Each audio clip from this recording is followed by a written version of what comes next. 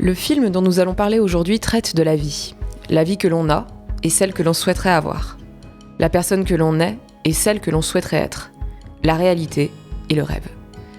Pour Gus, le rêve empiète beaucoup sur la réalité. Selon ses propres dires, il est né avec un vice de fabrication. Il s'endort dans des endroits incongrus, n'importe quand, au moindre stimuli. Mais ce héros, pas comme les autres, va rapidement apprendre à transformer sa faiblesse en force. Narco de Gilles Lellouche et Tristan Orouet, c'est le film dont nous avons envie de parler aujourd'hui.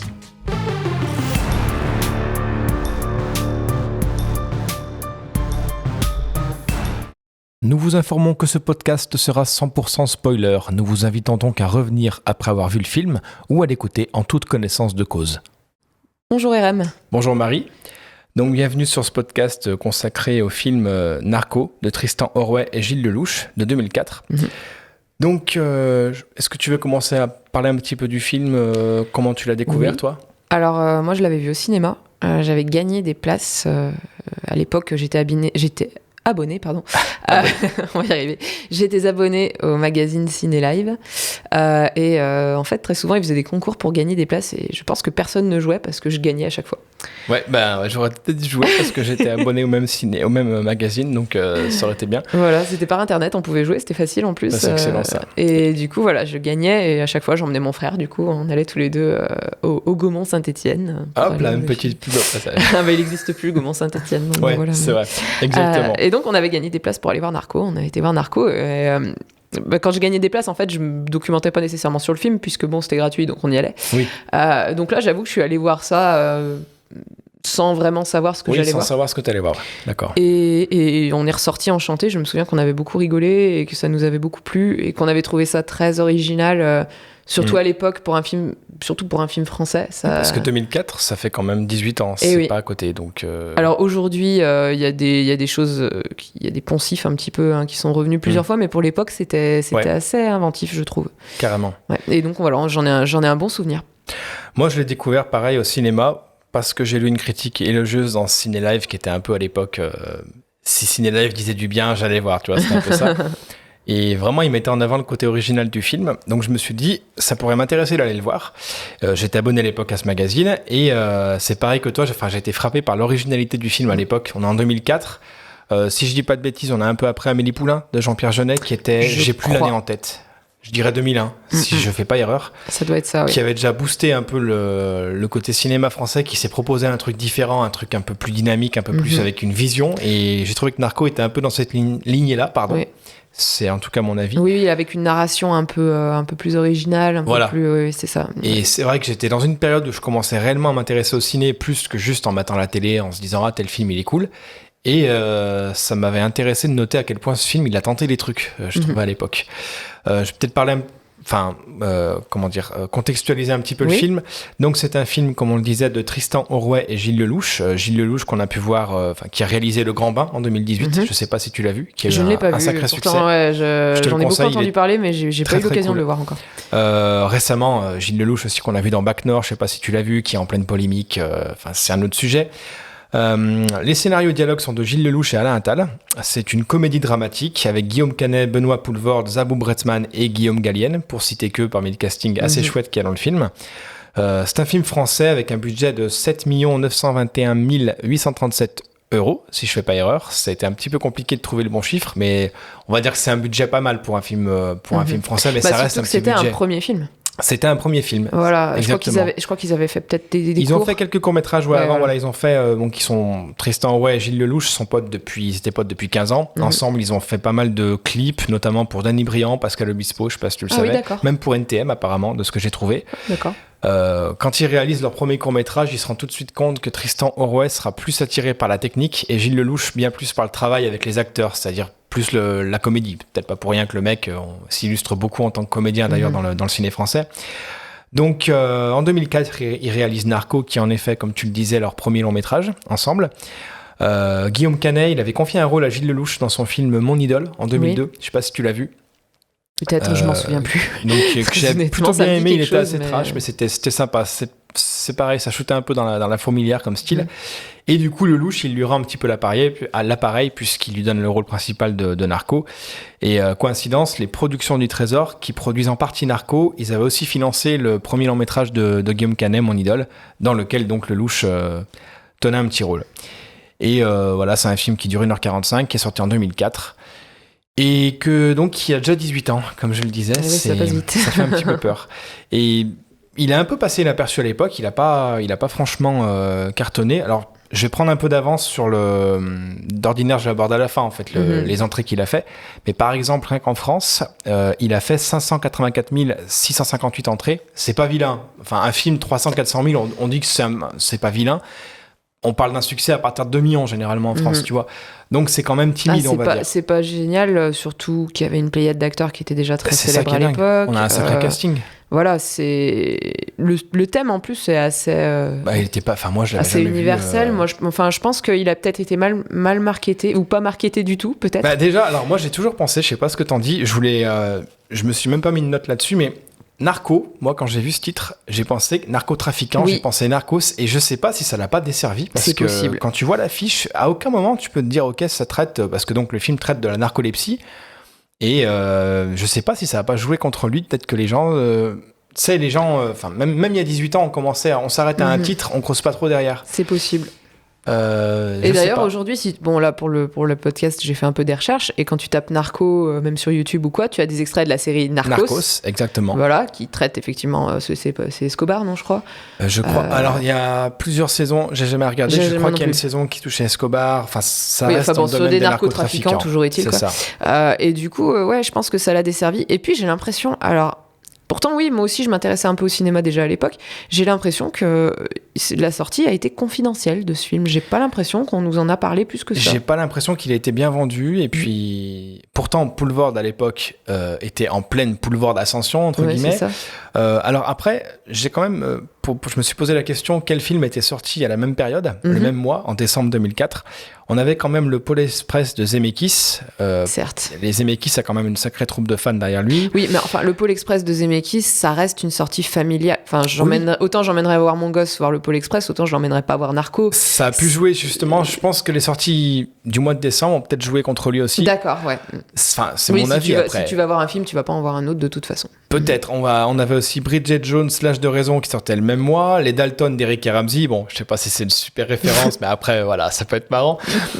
Ocean's 12 de Steven Soderbergh. Ouais, ça aide pas. Quand t'as deux grosses suites à des grosses franchises, ça aide pas, c'est sûr. Et on avait Benjamin Gates, c'est le trésor des Templiers de John Turteltaub avec, j'ai oublié son nom, Nicolas Cage. Nicolas Cage, oui. Donc, il était peut-être un peu... Je sais pas si la sortie était très tactique, en fait, et puis décembre 2004. Je suis pas sûr que c'était tactique, non, parce qu'en plus, ça, pour moi, c'est un film d'été, ça. Complètement, ouais, c'est clair. Non, c'est une comédie estivale, en fait. Je pense qu'ils ont peut-être... c'est peut-être là l'erreur. Donc, je sais pas ce qui a joué contre le film, mais c'est vrai que moi, en tout cas, j'ai adoré ce film. Enfin, j'ai vraiment, même à l'époque, même si je pouvais peut-être pas saisir un peu la mélancolie qu'il y avait derrière ou autre, j'avais 18 piges, mais je l'ai trouvé tout de suite très réussi, original, qui proposait des trucs, qui avait un culot de mise en scène et des idées. Ils se disaient, on assume le truc, et ça, je trouve ça dingue. C'est un délire, en fait. Ils sont complètement partis dans un délire. Moi, je me souviens avoir beaucoup ri, qu'avec mon frère, on s'était marré. Oui, complètement. Il y a des répliques. Je m'en suis noté quelques-unes. Rien que l'introduction de Poulvord, elle est magique, quoi. Ah oui. Non, mais... Bon, on va vous laisser la découvrir. Voilà, j'oserais pas dire la réplique en question, mais voilà, regardez le film, au bout de quelques minutes, vous allez voir Poulvord et vous entendrez sa première réplique. Moi, j'aurais osé, je me serais pas gêné, je te le dis direct. Ah ouais, carrément. Oh, bah allez, on y va à fond. Allez, vas-y. Eh bah alors, mon con, t'avais encore la tête dans le fond de ton cul. Voilà. C'est la première réplique de Poulvord. Faut l'imaginer avec Poulvord.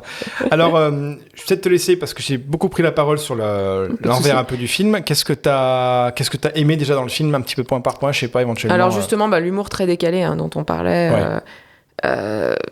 Mais alors, il y a beaucoup d'humour très décalé. Bon, voilà, la réplique que je viens de citer, elle est quand même assez trash. Moi, ça me fait marrer, en tout cas. Moi, ça me fait beaucoup rire, mais après, voilà. Mais il y a aussi beaucoup d'empathie pour les personnages.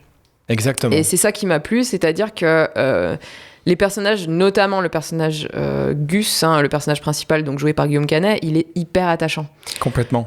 Et on est de son côté tout de suite, en fait. Donc ça, je trouve que c'est très bien fait parce qu'il nous amène à avoir de l'empathie pour lui. En seulement quelques minutes de film, on comprend ce qu'il vit. Et je pense que l'émotion, elle reste malgré... il y a cet humour qui est très présent pendant tout le film, mais il y a aussi cette émotion qui est présente pendant tout le film. Donc par exemple, quand... je trouve qu'il a une très belle relation avec son père, qui est joué par Jean-Pierre Cassel. Donc la scène où le père meurt et où il va répandre ses cendres, par exemple, je la trouve extrêmement touchante. Exactement. Ou même la scène du dialogue entre donc, les personnages de Poulvord et de Zabou Bretman. Cette scène, je l'ai notée aussi, tu vois, dans le Buffalo Grill. Oui, ils sont dans un Buffalo Grill et en fait, ils parlent de leurs rêves et du fait que leurs rêves ne se sont pas réalisés et ils se posent des questions sur leur vie. Et elle est extrêmement touchante et extrêmement vraie. Je trouve que ce passage-là, il n'y a plus du tout d'humour ou de phrases un peu alambiquées ou quoi que ce soit. C'est un vrai dialogue entre deux personnes qui se rendent compte que leur vie n'a pas du tout tourné comme ils voudraient. Si tu peux voir le Grand Bain de Lelouch, il y a beaucoup de ça dans le Grand Bain. D'accord. Surtout la version longue, parce qu'il y a deux versions. Bon, la version longue dure 10 minutes.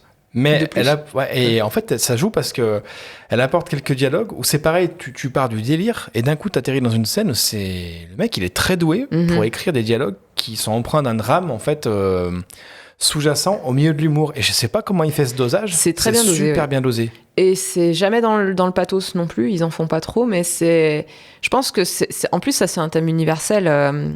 Ce qu'on aurait aimé ce qu'on aurait aimé faire de sa vie et ce qui est devenu en réalité, et est-ce que ça nous convient ou pas. Je pense que ça c'est un thème qui est quand même assez on s'est tous posé cette question un jour. Très franchement, c'est un thème qui me touche beaucoup plus aujourd'hui que j'ai 36 ans, bientôt 36 ans, qu'à l'époque où j'en avais 18, où je comprenais. Oui, mais ça te passe un peu au-dessus quand t'as 18 ans. Voilà, t'as la vie devant toi. 18 ans, ouais. Et tu te rends pas compte, et t'es un petit con, et voilà. Ça, c'est fait. Et par rapport à ce que tu disais, je sais pas si t'avais fini. Non, c'est François Berléand qui disait au réal, attention, faut pas que votre film soit juste une partie de rigolade. Il faut qu'il y ait aussi une espèce de poésie derrière, sinon ça sera loupé. Et je pense qu'à ce titre-là, ils ont vraiment pas loupé la sauce finale, on va dire. Pour moi, c'est vraiment très très bien fait. C'est sûr. Et tu parlais des comédiens, donc c'est vrai que Guillaume Canet, il a ce côté un petit peu adolescent, cheveux longs, c'est presque un enfant en fait, victime de sa condition. Le rôle lui doit beaucoup. Ah oui, complètement. S'il est aussi attachant, c'est parce que Canet, il a ce côté, comme tu dis, bon. Il a ses petits yeux. C'est vraiment un petit chien. C'est vraiment un petit chien battu. Oui, mais c'est vraiment ça. Non, c'est vrai. Il est hyper mignon. Mais quand tu dis adolescent, même moi, il me fait penser à un petit garçon de 5 ans. Ah oui, complètement. Quand il dit « mais je suis malade », on dirait vraiment un petit garçon. Je pense qu'il a surjoué le truc comme ça. Mais c'est sûr. Et d'ailleurs, tu vois, c'est par rapport à son physique. Moi, ça m'avait choqué qu'il a fait un petit peu de sport pour prendre un peu de volume. Il a aussi fait un petit peu de gras, parce qu'au départ, c'est un mec qui est assez gringalet, comme il le dit dans le making-of. Et il voulait représenter un peu qu'il ait le physique de sa condition. Parce que donc, Gustave Klopp, c'est un personnage qui atteint de narcolepsie. J'ai d'ailleurs bien aimé que le film me fasse découvrir cette condition médicale qu'est la narcolepsie. Je n'en avais jamais entendu parler avant le film. Je trouvais intéressant de faire une petite définition que j'ai trouvée dans le Larousse pour la narcolepsie. C'est un trouble pathologique caractérisé par un besoin subi de sommeil dans la journée. La narcolepsie correspond à une entrée directe dans le sommeil dit paradoxal, pendant lequel se produisent les rêves avec mouvement des yeux et des membres, sans passer par du sommeil dit lent. L'endormissement survient sans raison précise, sans fatigue particulière, et plusieurs fois par jour. Pendant l'accès, on arrive facilement à réveiller le sujet. Cette phase peut durer de quelques secondes à plus d'1 heure. Donc, c'est hyper handicapant, quoi. Voilà, partant de ça, on comprend que Gus, c'est quelqu'un qui n'arrive pas à garder un boulot, c'est quelqu'un qui n'arrive pas à avoir une vie de famille stable et une vie stable tout court. Et voilà, le personnage fonctionne parfaitement parce qu'il est... En fait, tout de suite, on peut ressentir que de la sympathie pour lui et de l'empathie, parce que c'est une victime, par définition, de sa condition. Voilà, et puis il peut rien y faire. Et il peut rien y faire. Comme quand on voit le flashback avec son père, le médecin lui fait... il dit au médecin, il n'y a rien à faire. Bah non, les sujets sont trop rares. Voilà, il s'endort, quoi. Mais alors j'adore, effectivement, la scène avec le médecin, elle est géniale. Ah oui, c'est barré, quoi. Parce que Jean-Pierre Cassel, on voit qu'il attend une solution. Genre, il s'endort tout le temps. Oui, merci, mais ça, je sais, mais du coup, je fais quoi? Ah, mais il n'y a rien à faire. Il n'y a rien à faire. Voilà, ça fera 190 francs, quoi. Non, je plaisante, ça fera 50 francs. Un truc comme ça, ça j'aime bien. Tu vois, c'est des petites touches d'humour à la con. C'est des petites touches d'humour débile. Non, mais c'est vrai que, voilà. Et alors, dans les commentaires audio du DVD, Canet dit que le film a été diffusé à des narcoleptiques, en fait. Ils ont fait une séance pour des narcoleptiques. Ah, je savais pas. et que justement le film a été très apprécié par les personnes touchées par la maladie, qui disaient que la représentation de la maladie était quand même, bon, malgré toute la couche d'humour et tout ça, était quand même assez fidèle, et que comme le personnage principal est hyper attachant, ça voilà, ça il n'y a aucune moquerie. J'ai vu aucune moquerie envers cette maladie, c'est plutôt la situation que ça crée. Voilà. En fait, c'est littéralement réussir à rire du drame, en fait, parce que concrètement, on verrait un mec comme ça autour de nous atteint de ça, on n'en rigolerait pas du tout. C'est pas drôle du tout, en fait, en soi. Mais c'est vrai que là, oui, comme tu dis, les situations sont cocasses, mais il n'y a pas de moquerie, voilà. Non, c'est jamais. Ça qui moi, je l'ai pas senti, en tout cas, très franchement.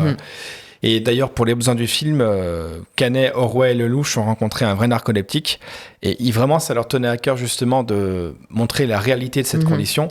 Ils ont par exemple découvert la faculté des narcoleptiques à reprendre leurs rêves où ils l'avaient laissé. Donc ça colle un peu avec le scénar du film. Et à les poursuivre. Donc quand des fois Gus... alors je crois pas qu'on ait un rêve qui soit repris dans le film, mais en tout cas la réalité inspire vachement ses rêves. Donc tout s'entrecoupe un petit peu. Et ouais, c'est des personnes immédiatement plongées en sommeil paradoxal. Là où nous, on met 2 ou 3 heures à atteindre ce sommeil-là, quoi. Et... d'après les réals, il n'y a aucune réelle incohérence entre leur fiction et la réalité de la condition. Ça rejoint ce que tu dis avec les gens narcoleptiques qui ont vu le film et qui l'ont apprécié, ce qui m'étonne pas. Ça leur a peut-être même permis d'en rire un petit peu, quoi. Peut-être qu'ils ont dormi pendant tout le film. Peut-être qu'ils ont dormi pendant tout le film, exactement. Non, mais c'est terrible hein, comme maladie, c'est sûr qu'on... là, c'est très bien montré dans le film, c'est-à-dire que si on entend parler de cette maladie, on se dit oui, ça doit être handicapant. Bon, mais en fait, on réfléchit pas à tout ce que ça implique derrière, c'est-à-dire qu'on peut pas conduire.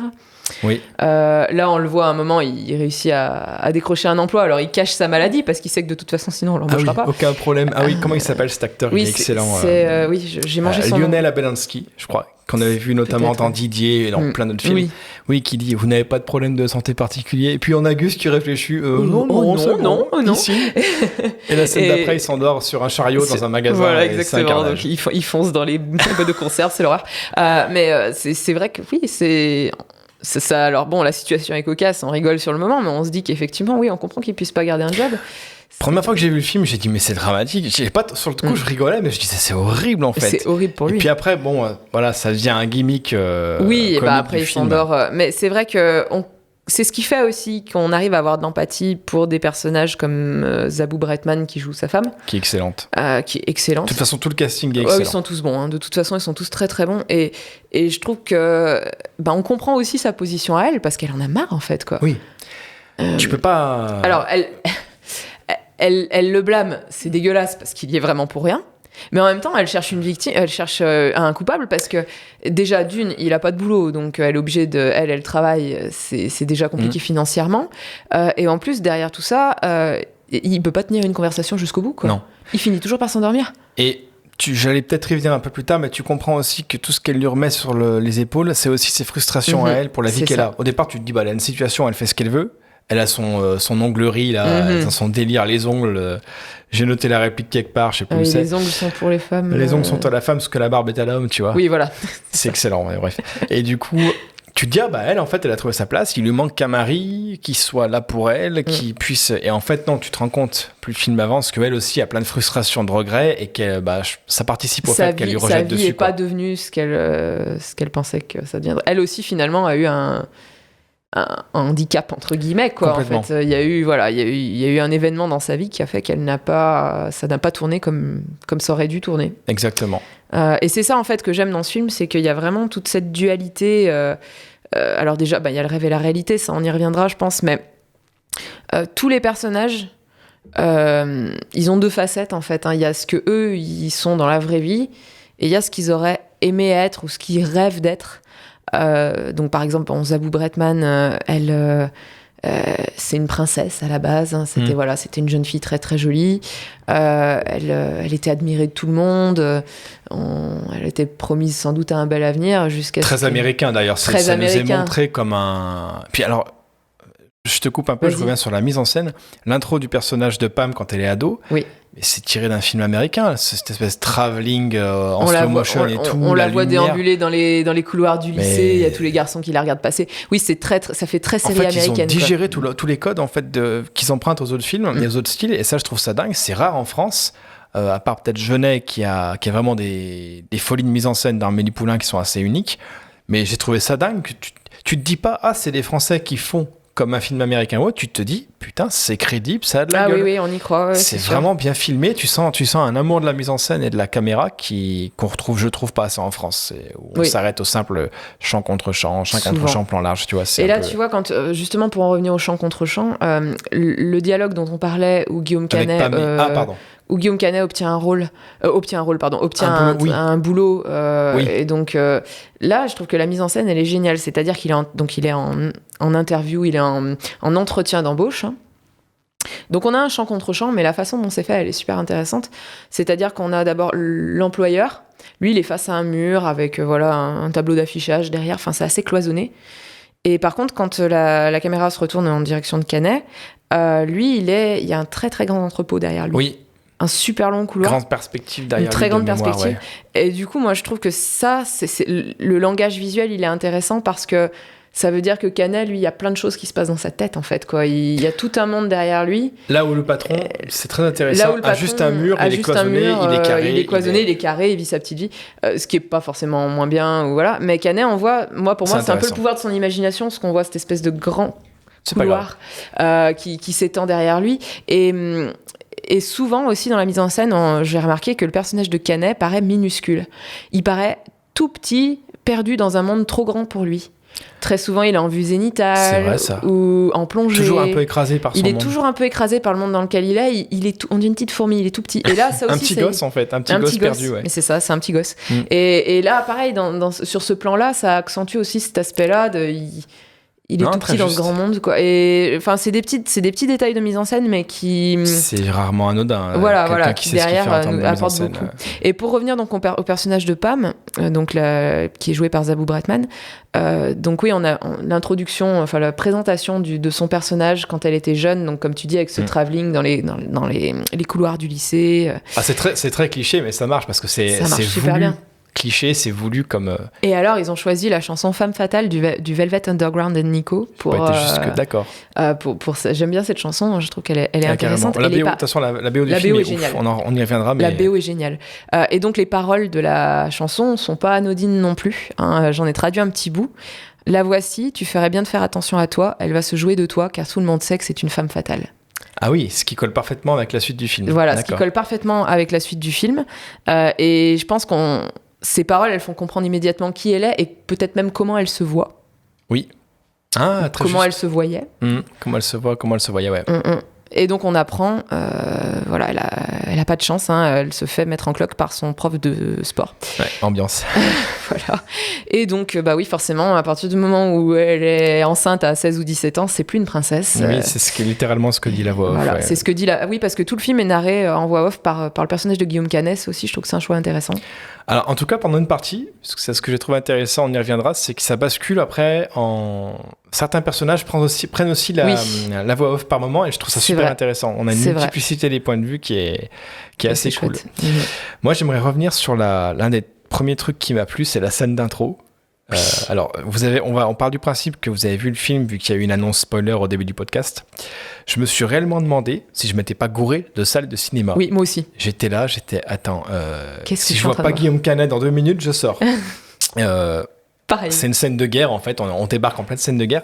En plus, comme dans un rêve, pas de contextualisation. C'est ça. On est plongé, ça se met à pétarader de partout. C'est filmé comme le soldat Ryan. C'est oui, exactement. Ouais, c'est trop bien fait. Est-ce que ça t'embête si je lis le petit truc que j'avais fait pour présenter cette scène Vas-y. Voilà, c'est vraiment la scène d'introduction du film. Je t'en prie. Et j'avais hésité à utiliser ça pour l'intro du podcast. Bon, finalement, on est parti sur autre chose, mais voilà, pour un petit peu donner une idée de ce que donnait cette scène.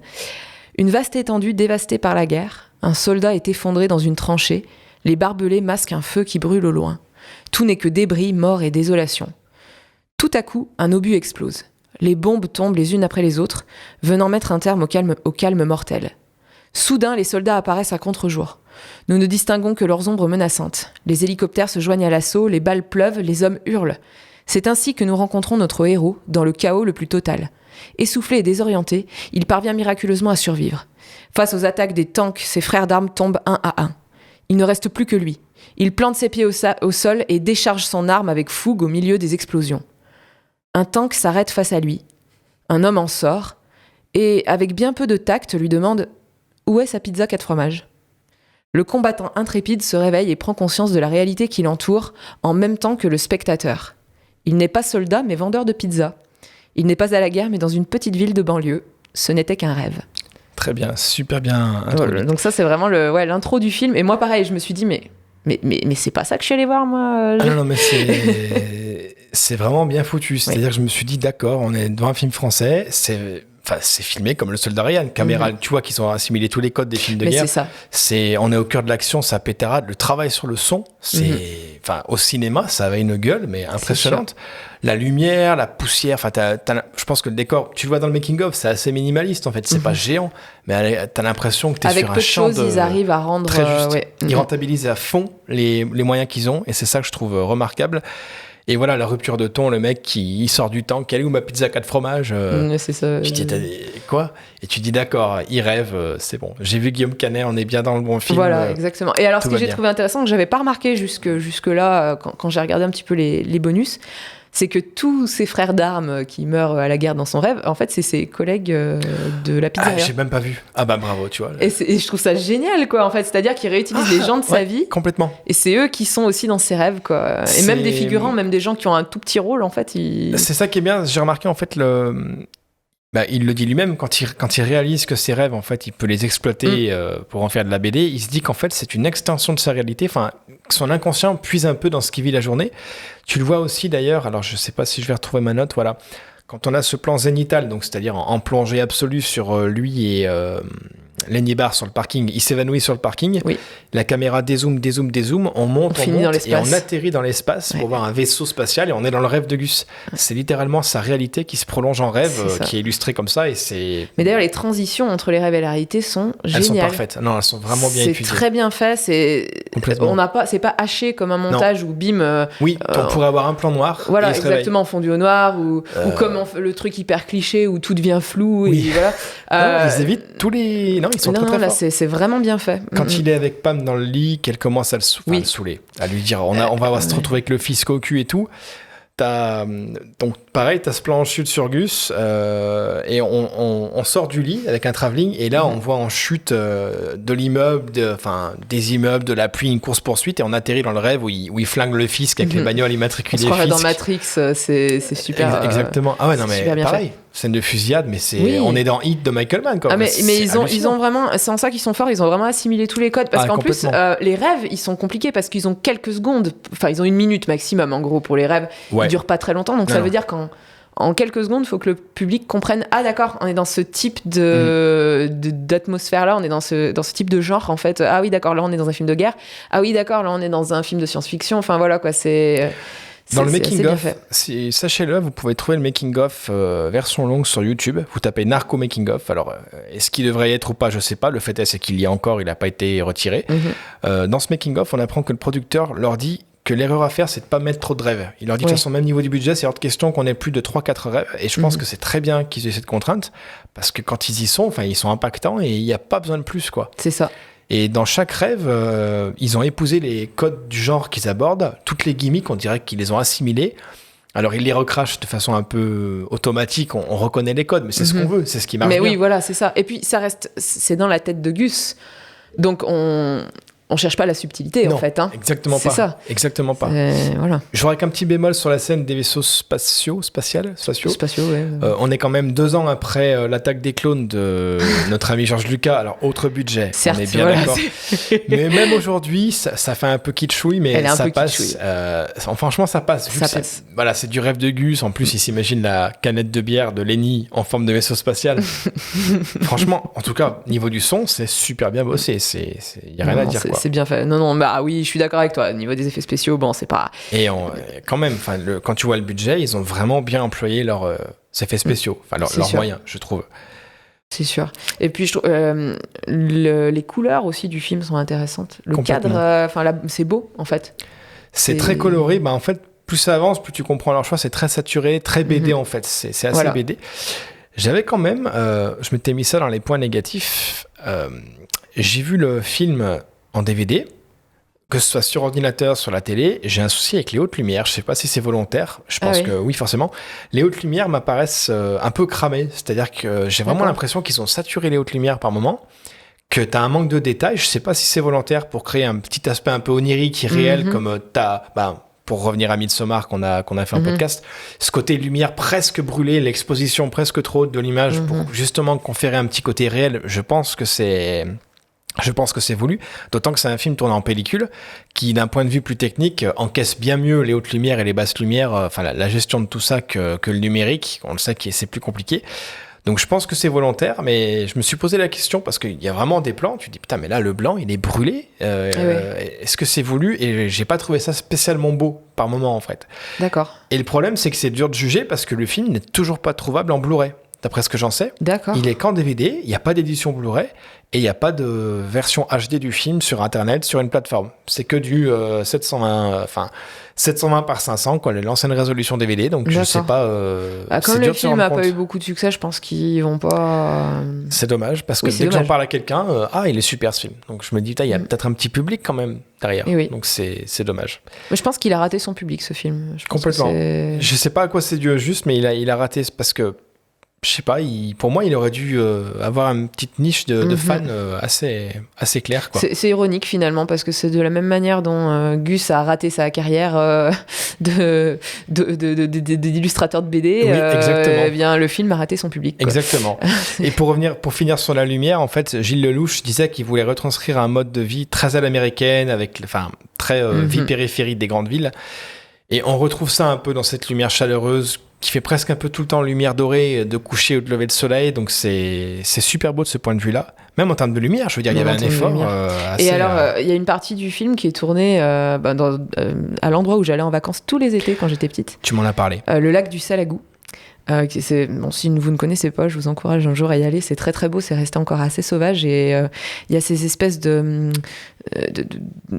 c'est une terre très rouge en fait, qui, bon, bien sûr, toute proportion gardée, parce que je suis allée aux deux endroits, donc on est bien d'accord, toute proportion gardée, qui fait un petit peu penser au paysage de l'Ouest américain, type Monument Valley ou des choses comme ça. Toute proportion gardée. Mais ça y fait un petit peu penser, je pense que c'est pas un hasard s'ils sont allés tourner là-bas. Non. Complètement pas, je pense pas. Et d'ailleurs, je sais que mon frère, ma mère aussi, on a repéré tout de suite que c'était au Salagou. Et c'est chouette parce qu'il y a vraiment, là aussi, on retrouve l'influence américaine. Le film pourrait se passer aux États-Unis. C'est ce qui m'a surpris, moi. Et puis du coup, les décors après en pleine nature, qui se trouvent à cet endroit-là au lac du Salagou, ça rappelle vraiment l'Ouest américain. Moi, je me suis fait avoir sur le coup. J'ai dit, mais c'est filmé. C'est dans les choses que j'ai beaucoup aimé, c'est la façon dont ils utilisent les décors. On se croirait même pas en France. C'est ce qui marche parce que du coup, ça met tout de suite le film dans une sorte de... Tu te dis pas, on est en France, c'est très réel. Ça le sort un peu de notre réel de tous les jours. Et voilà, comme il filme les extérieurs, quand il rentre chez lui, après s'être fait virer par le pizzaïolo, le livreur de pizza, tu dirais réellement une banlieue américaine. Oui. T'as ce décor très rougeâtre autour. On dirait un peu Wisteria Lane, un peu à la Desperate Housewives. Ouais, totalement. Ouais. C'est exactement. T'as réussi à mettre des mots sur ce que je pensais. C'est Wisteria Lane de Desperate Housewives. La caravane de Lady aussi, au milieu de Lenny, au milieu de rien. Au milieu de ce désert, tu te dis, on est où? Breaking Bad. Totalement avant l'heure. Breaking Bad avant l'heure. 4 ans avant. Voilà, c'était avant, voilà. Mais pareil, Wisteria Lane, si, ça existait peut-être déjà à l'époque. Si, puisque Lost, c'est mon point de repère. Lost a commencé en 2004 et c'était le gros concurrent de Desperate Housewives. Donc on est strictement dans la même période. Donc dans ce cas-là, ça peut être une influence. Mais il y a plein d'influences américaines dans ce film.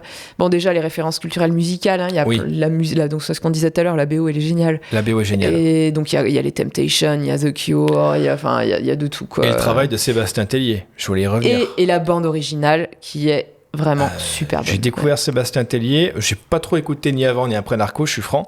Mais sur Narco, il a fait un taf de fou, quoi. Super boulot. La BO est dingue. Vraiment génial. Je voulais dire un petit mot sur Sébastien Tellier, si ça t'embête pas. Parce qu'en fait, il a tellement fait un bon taf sur le film. Alors, comme on vous l'a dit, il y a des musiques qui sont empruntées, existantes, qui sont utilisées. Voilà, il y a des musiques déjà existantes. Mais il a composé une bonne partie de la BO. C'est un gars qui est spécialisé dans l'électro et la techno, qui chante en italien, en anglais, en français, chose qui lui a tout de suite assuré une notoriété assez international rapidement. Il est né en 75 à Paris d'un père musicien et tout jeune il se passionne pour divers instruments, guitare, clavier, batterie, l'homme à tout faire. Il s'ouvre à tout type de musique mais très vite il a une préférence pour l'électro et le synth-pop. Il se fait repérer par le label Record Makers, qui est un label fondé par le groupe R. Ça me parle pas, le groupe R. Tu connais? D'accord. Il fait son premier album intitulé L'incroyable vérité, qui reçoit un accueil critique et public excellent. Il commence à se faire un visage dans le paysage, je vais y arriver, électro-français. Son univers musical s'inspire autant de Gainsbourg, de François de Roubaix, d'Antonin Artaud que de Salvador Dali ou Lucio Battisti et Stevie Wonder. Dis donc. Sur le plan cinématographique, il connaît le premier grand succès de sa carrière avec la chanson Fantino qui est utilisée par Sofia Coppola, la fille de Francis Ford Coppola dans son film Lost in Translation. D'accord. Que j'ai pas vu, faut que je le voie. Et toujours en 2004, il fait donc ce qui nous intéresse aujourd'hui, la BO de Narco. C'est un musicien, donc Sébastien Tellier, qui est toujours actif à l'heure actuelle et qui a une notoriété qui décroît pas. Donc, je voulais faire quand même un petit parallèle. Mais elle est super, la BO, parce qu'il arrive vraiment à capter alors, il y a le côté très punchy, enjoué, voilà. Mais à côté de ça, il y a l'émotion quand même derrière. Il y a tout. C'est la ritournelle. À l'image du film. La musique de la fin, la ritournelle qui ponctue le film, elle est parfaite. C'est sûr. Elle a autant de joie que de mélancolie, de tristesse que d'espoir. Pour moi, tout est cohérent dans ce film. Tout est cohérent. C'est sûr. Le rythme est excellent aussi. Je sais pas ce que t'en as pensé. Le rythme est constant. T'as jamais de phase où tu te dis, ouf, on s'ennuie un peu. Non, on s'ennuie pas, c'est vrai. Ça relance tout le temps la machine est tout le temps lancée. Et puis on rit tout le long. Hein. Moi, je marre. Enfin, à chaque fois que je le vois, je me marre, quoi, vraiment, du début à la fin. Non, franchement, moi, je le trouve très drôle. Et on parlait du rythme du film. Il faut savoir qu'au départ, c'est un film, il savait 2h50 de montage, ce qui est énorme. Oui, surtout pour une comédie. Le film finit à 1h45. Bon, alors, c'est-à-dire que tu t'appelles Scorsese, tu peux sortir ton truc de 2h50, ça va. Non, mais pour une comédie comme ça, française, moi, j'aurais pas aimé voir un Narco de 2h50. Je pense ça aurait été trop long. Comme tout film, t'as des scènes à couper et tout ça, mais Lelouch lui-même, il dit que ça posait un énorme souci en termes de rythme. Ouais, c'est sûr. Évidemment. Ils ont coupé 1 heure, quoi. D'ailleurs, à ce sujet, je vais le faire maintenant. J'ai vu les scènes coupées sur le DVD. Je sais pas si tu as eu l'occasion de les voir. J'en ai vu pas mal, ouais. Très franchement, heureusement qu'elles sont coupées. Pour la plupart. Je pense notamment à la scène où on a Samuel Poupkin, donc le personnage très frustré de Guillaume Gallienne. J'y reviendrai, il est excellent. Il est génial. Qui pète son câble tout seul dans son salon, avec son majordome à côté qui dit rien. C'est long, je trouve que c'est pas pertinent. Pour la prestation de Gallienne, je suis contente d'avoir vu la scène. Oui, ça. Parce que Gallienne, quoi, voilà. Comédie française. On l'a vu récemment dans Kaamelott. Oui, il était dans Kaamelott, Guillaume Gallienne. Excellent. Dans le rôle d'un pseudo pourri, et comme d'hab, il est charisme. Mais Guillaume Gallienne, il est exceptionnel. Et puis en plus, il fait des trucs. Le rôle là dans Narco, il est casse-gueule, quoi. C'est hyper difficile ce qu'il fait. C'est parfait. Et on y croit à fond. Non, vraiment, je trouve c'est un excellent acteur. Bon, il est sociétaire de la comédie française, donc je pense que on n'est pas les seuls à penser qu'il est bon acteur. Mais voilà, la scène, je suis contente de l'avoir vue, la scène coupée. Je suis d'accord avec toi qu'elle apporte pas grand-chose au film. Ah non. Pareil, la scène où t'as Gustave Klopp, Guillaume Canet qui se rend à la demeure de Poupkin. Oui. Et on a cet aparté avec le majordome. Et là, c'est gênant, moi, je trouve même. Alors, je pense que c'est de l'humour mal dosé, où le majordome, en fait, qui est quelqu'un... il est nain. Là, c'est un nain. Et il est blanc, et il se croit de couleur, il pense qu'il est noir, et du coup Guillaume Canet lui dit mais vous êtes pas noir, et ça part dans une espèce d'humour, mais on sort du film, et je me suis dit vraiment fallait la couper celle-là, parce que... elle m'a mis presque limite mal à l'aise en fait. Oui, c'est parce que je suis noire, c'est ça. Ouais. Donc c'est complètement on serait sur un film sur le racisme ou sur le fait que Gus soit quelqu'un de couleur qui veut, tu dirais d'accord, je comprends, c'est totalement barré vu que oui, mais là ça tombe comme un cheveu sur la soupe. Et puis moi j'ai trouvé limite malaisant, j'étais pas hyper à l'aise. Pas pour rien s'ils l'ont coupé, ils ont dû se rendre compte que ça marchait pas. Alors il jouait super bien par contre le majordome, il était super. Mais bon, oui voilà. C'est un projet, il doit tellement te prendre la tête et de au bout d'un moment, tu vois plus clair. Et quand tu sors du nuage, entre guillemets, tu prends du recul, tu te dis attends, mais ça marche pas. Je le fais sauter, c'est évident. La scène du Moyen-Âge aussi, je sais pas si tu l'as vue. Oui. Pendant en fait, ils pensaient faire 4 rêves, ils ont coupé un des rêves. C'est-à-dire que pendant la thérapie de groupe, là, ce qu'on voit dans la version finale du film, c'est en fait que des sons. C'est que des sons et la narration de Guillaume Canet qui prend le pas. En fait, on entend en voix off. Voilà, il raconte les rêves qu'il fait au groupe de on voit parole. qu'il raconte pendant le groupe de parole ses rêves, mais on n'entend pas ce qu'il raconte. C'est-à-dire qu'on a la voix off de Canet qui dit qu'en gros, les gens se passionnaient pour ces histoires pendant la thérapie de groupe. Voilà. Mais on n'a on n'a aucune image, on n'a rien. Alors qu'à la base, ils avaient prévu faire un 4e rêve qui se passait plus ou moins au Moyen-Âge, voilà, avec des Vikings, ou je sais pas avec quoi, mais bon, c'est... Qui devait en plus être diffusé sur un écran derrière les gens pendant le groupe de parole. Et en fait, ils ont dit que ça marchait pas du tout. Même les images étaient... En fait, pour le coup, heureusement qu'ils l'ont coupé parce que ce rêve était pas crédible. Tu vois les images, t'y crois pas qu'on est à cette époque-là. C'est-à-dire que c'est ce qu'ils disaient, ils avaient pas un budget extensible, ils avaient quelques figurants pour faire une espèce de bataille à la Braveheart, ça fonctionne pas en fait, quoi. Tu peux pas avec un budget c'est compliqué. Vraiment, c'est la première fois où je vois toutes les scènes coupées du film, j'ai tout regardé et tu te dis non mais heureusement que tout a été coupé, je dis pas qu'il y a tout est acheté, mais il y a quelques scènes avec son père. Voilà, c'est un peu plus creusé la relation avec son père. Alors moi j'ai tellement aimé la relation qu'il avait avec son père, donc qui est joué par Jean-Pierre Cassel. Jean-Pierre Cassel, excellent. Oui, il est génial lui aussi, quoi. J'aurais vraiment apprécié d'avoir un tout petit peu plus de scènes avec lui. Ça aurait été bien. Parce que je trouve qu'ils sont trop mignons, leur relation elle est chouette. C'est là que tu te rends compte qu'en fait son père ça a été un peu son seul gardien, Gus, et qu'à partir du moment où son père, en plus on voit qu'il perd un peu la boule, le pauvre, tu te rends compte qu'en fait il est vraiment seul depuis que son père peut plus s'occuper de lui. Il n'y a plus personne pour lui, quoi. Il n'y a plus personne qui veille sur lui. Qu'est-ce que je voulais dire justement, en fait, donc pour revenir sur cette influence américaine, le fait que ce film ait aussi une influence américaine, je pense que c'est logique d'un point de vue narratif, parce que Gus est influencé par son père. Gus a été élevé par son père, et son père est très fan de Sinatra, de série B américaine, de films de série B américaine de bas étage, comme il dit. Et donc, comme le film est à travers le point de vue de Gus, c'est logique qu'il y ait aussi cette influence outre-Atlantique. Ça fait totalement sens. Et voilà, c'est tout à fait sensé.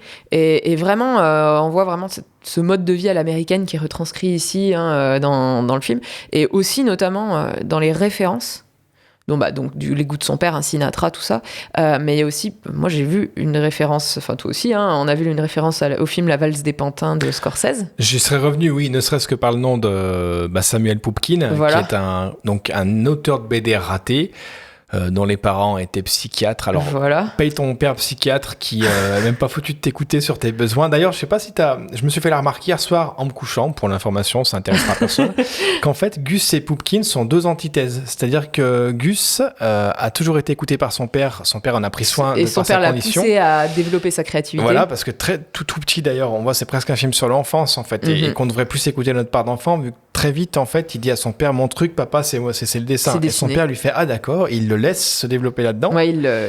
Là où Pupkin, quand il dit à ses parents, mon truc c'est de faire de la BD, non, vous perpétuerez la tradition familiale, vous serez psychiatre. Et sa mère qui lui fait, en plus tu n'as aucun talent.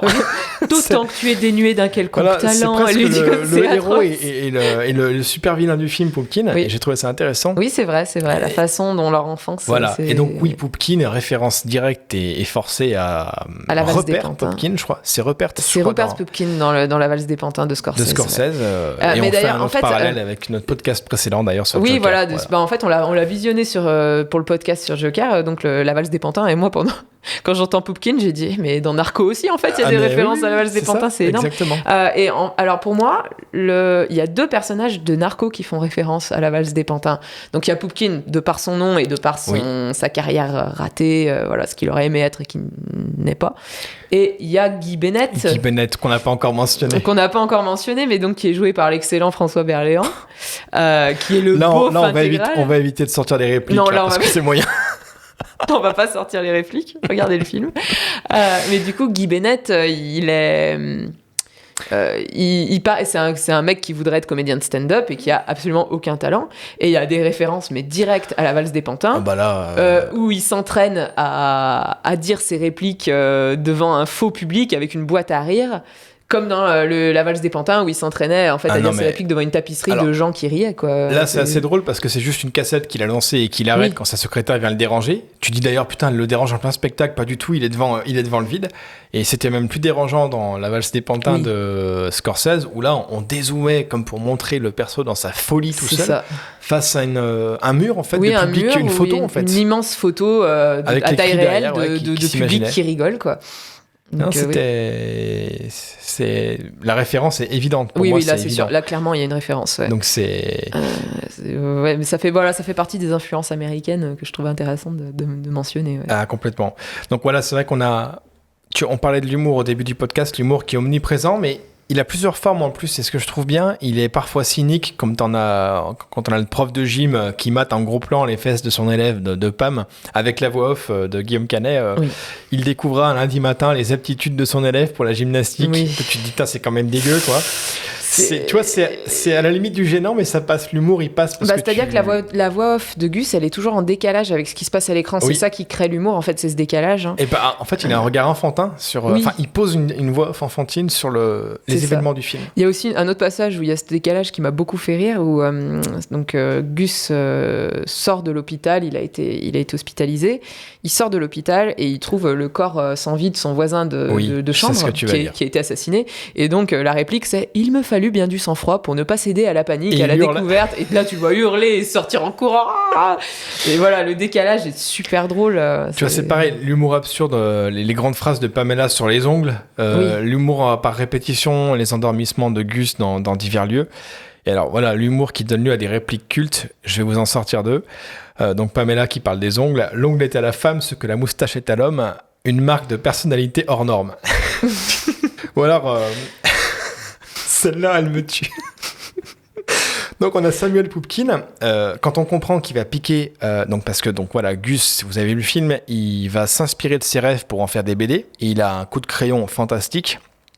Et Poupkin, qui est donc son psychologue de groupe dans les thérapies de groupe, qui est un artiste de BD raté, qui a jamais été foutu de faire une BD, qui va lui piquer l'idée, essayer de lui piquer ses dessins. Et à ce moment-là, on a un flashback de Poupkin qui montre son travail à divers juges, dont un qui lui fait « De deux choses l'une, mon vieux, ou vous arrêtez la bande dessinée, ou vous vous rachetez les mains. » C'est violent. T'imagines, on te dit ça. Et Poupkin, en fait, c'est pour ça, il est mauvais dans le film. C'est ce qu'il fait, c'est odieux. Oui, mais parce qu'il s'en est pris tellement plein la tronche. Mais c'est aussi une victime, en fait, de son entourage. Et tu te dis, c'est... Et il essaie d'être gentil. Dans mon bateau, il n'y a qu'amour et compassion. Des choses comme ça où on sent que non, pas du tout, en fait. D'ailleurs, il écoute Gus avec une sincérité bien avant de savoir qu'il pourra l'exploiter, parce ça l'intéresse, en fait, quoi. Il a envie de savoir... T'as l'impression que ce mec, il va pouvoir saisir le truc de sa vie, il la laissera pas passer, et c'est là qu'on bascule du côté obscur, que j'appelle les Dark Poupkin, tu vois, un petit peu un peu comme Dark Vador, le côté sombre. Ça ferait un bon personnage. Non, mais c'est pas mal, tu vois. Et dans les répliques, il y en a une que j'adore aussi, qui est de Poulvord, qui est dite par Poulvord. Je te dévisse le cou et je te bloque ta croissance à vie. Celle-là aussi, je la trouve magique. Non, tu vois, c'est très gros, mais en fait, plus le film il avance, je me suis marqué ça aussi, plus on a un aspect BD qui se met en place avec des personnages, mais totalement loufoques. Complètement fou. Il faut que je mentionne... Donc, on va revenir un peu sur Poupkin, tout l'arc narratif autour de lui. Pour moi, c'est vraiment... Souvent, on dit que d'un film, en fait, il y a toujours un peu un méchant, un gentil, tu vois. Mm-hmm. Et pour moi, s'il y a un méchant du film, c'est un peu Poupkin. C'est vraiment l'antagoniste. Oui, c'est l'antagoniste principal. Qui va donc réussir à se procurer intelligemment les dessins de Gus pendant que... Alors, attends. Pourquoi il a accès aux dessins de Gus pendant que Gus n'est pas là ? Est-ce qu'il a déjà eu... En fait, il va chez lui. Et il est pas là, mais c'est un hasard. Ah, c'est un hasard. Et il demande à sa femme, il lui dit ça pourrait m'aider à le guérir si vous me laissiez jeter un coup d'œil à ses dessins. Et elle, comme elle a les boules parce qu'elle voudrait qu'il soit, elle voudrait qu'il soit plus narcoleptique. Elle pense qu'il peut être guéri par une thérapie de groupe, ce qui est complètement impossible. Elle le laisse regarder en fait, et du coup il se les procure. Alors. Mais elle dit quand même, je suis pas sûr qu'il apprécierait de vous les montrer, et c'est là qu'on voit que Poupkin, même s'il aspirait pas à une carrière de psy, qu'il est très psychologue et il sait très bien manipuler son monde, il lui dit oui mais vous comprenez, ça m'aiderait à comprendre votre mari, et là elle se dit si ça peut aider. Si ça peut aider à le guérir, allez-y quoi. Donc voilà. Et donc Poupkin va voler les dessins de Gus, et pour moi, c'est un peu lui le super vilain, celui qui va essayer quelque part de tuer Clop, en fait, de lui voler son travail. Mm-hmm. Et là, du coup, on va arriver à une séquence lunaire où Poupkin va embaucher des tueurs à gages, mais des tueurs à gages patineurs artistiques. Ah oui, non, mais ça, c'est magique. Des jumeaux, un garçon et une fille. Alors, l'entrée de chant de Lelouch et Léa Drucker, elle est fantastique, avec un bruit de patins qui grincent, tu vois, et ils arrivent, mais genre, sortis de nulle part. Ils ont la même tête et la même tenue que dans le flashback où ils sont enfants. Oui. Donc, quand ils sont enfants, ils massacrent leur père. On dirait Children of the Corn. Oui, les enfants du maïs. Les enfants du maïs, tu sais, ils sont tout blonds, ils ont presque les yeux rouges. C'est peut-être voulu. Oui, c'est voulu. Dans les commentaires, il en parle. Ah bah, je l'ai raté ça, tu vois. Ouais, d'accord, très bien. Dans le commentaire audio du Qui est au départ une nouvelle de Stephen King, qui fait bien flipper d'ailleurs. Ah d'accord, je savais pas. Si je dis pas de bêtises, c'est Stephen King, parce que je l'ai lu, je suis tombé dessus, je dis mais ça me rappelle un film que j'ai vu, où un couple, je crois, tombe au milieu plein de champs de maïs, ils tombent sur un village abandonné et les enfants, en fait, ils sont devenus... Ça m'a rappelé un peu, je sais pas si tu as lu le livre, là je m'éloigne un petit peu. Super, je vais citer un bouquin et j'oublie le titre. Tu sais, c'est les enfants qui sont échoués sur une île. C'est un bouquin très vieux, très connu. Lord of the Flies, voilà. Sa Majesté des Mouches, où finalement la société adulte, enfin les enfants deviennent une société aussi cruelle que celle des adultes. Tu te dis qu'en fait, ok, l'humain fonctionne comme ça. Et là, c'est pareil, je crois qu'il y a des sacrifices humains dans les enfants du maïs. D'accord. J'avais pas la référence, d'accord. Mais c'est vrai que quand tu les vois après, tu te dis oui, la blondeur, tout ça, oui, il y a effectivement de ça. Et en fait, ils ont choisi des patineurs artistiques parce que Lelouch expliquait qu'il voulait quelque chose de complètement antinomique avec l'idée du tueur à gages. Exactement. Voilà, le truc le moins plus inoffensif dans ta tête, quoi. Voilà, moi, tu me dis patineur artistique, je vais jamais chercher tueur à gages. Non, c'est sûr. Je sais pas, je sais pas. Mais c'est très très, enfin leur rôle aussi est génial, quoi. Encore d'ailleurs des gosses qui ont été poussés malmenés dans un sens, malmenés déjà, et poussés dans un sens qu'ils voulaient pas. C'est leur père qui les tyrannise pour qu'ils fassent ce boulot-là. Je pense qu'en fait, tu vois, d'ailleurs ils le butent pour ça. Hein, ils en ont marre. François Levental d'ailleurs qui joue leur père, est excellent cet acteur. Génial. Mais il a un tout petit rôle, mais c'est vrai que c'est ça. Même les petits rôles sont des grandes gueules. C'est assez ouf. C'est très bien fait. Et alors, c'est ce que j'aime dans les personnages secondaires de ce film, c'est qu'en fait il y en a plein. Et ils sont jamais sous-exploités. Ils sont tous super. J'ai vu récemment une interview de Glenn Gers, qui est scénariste de La Faille, notamment avec Anthony Hopkins et Ryan Je l'ai vu il y a très longtemps. Bon, voilà, il est scénariste, il est à ses côtés à Hollywood. Et j'avais vu une interview de lui où il parlait des seconds rôles et où il disait... Les seconds rôles sont les personnages principaux de leur propre vie et vous devez jamais oublier ça. Oui. C'est-à-dire que oui, dans votre film, le réceptionniste de l'hôtel, il a un petit rôle, c'est un second rôle pour votre personnage principal, mais dans la tête du réceptionniste, il a le rôle principal de sa propre vie. C'est très intéressant comme point de vue et très logique. Ce qui est très bien dit. Et donc, du coup, il dit qu'il ne faut jamais sous-exploiter vos seconds rôles. Et là, je trouve que dans le film, c'est hyper bien fait parce que même les seconds rôles qu'on voit dans la thérapie de groupe, oui, je pense que Lelouch est peut-être du genre à avoir une bible de tournage qu'on appelle, c'est-à-dire que chaque personnage a son passé, son présent, où il va, qu'est-ce qu'il aime, qu'est-ce qu'il n'aime pas. Je ne serais pas surpris qu'il ait fait une espèce de storyline pour chaque personnage. Pour chaque perso, ouais. Parce que c'est vraiment... c'est très... Mais même le personnage de Lenny, il est hyper profond. Enfin, on n'a pas encore parlé de Lenny Barr. Lenny Barr, oui. Jean-Louis Crouton, Jean-Guy Crouton. Jean-Guy Crouton, pardon. Jean-Guy Crouton qui se fait surnommer Lenny Barr parce que ça fait plus karatéka, c'est bien connu. Ça fait plus américain. Oui, plus américain, ouais, c'est ça. Et du coup, lui aussi, il a un personnage... Parce que donc, tous les personnages principaux, donc Gus... Pam et donc Lenny, donc Zabou Breitman, Guillaume Canet et Benoît Poulvorde, ont tous les trois un arc narratif assez intéressant. Ils évoluent tous les trois en fait finalement dans leur façon de voir la vie et dans leur façon de se comporter.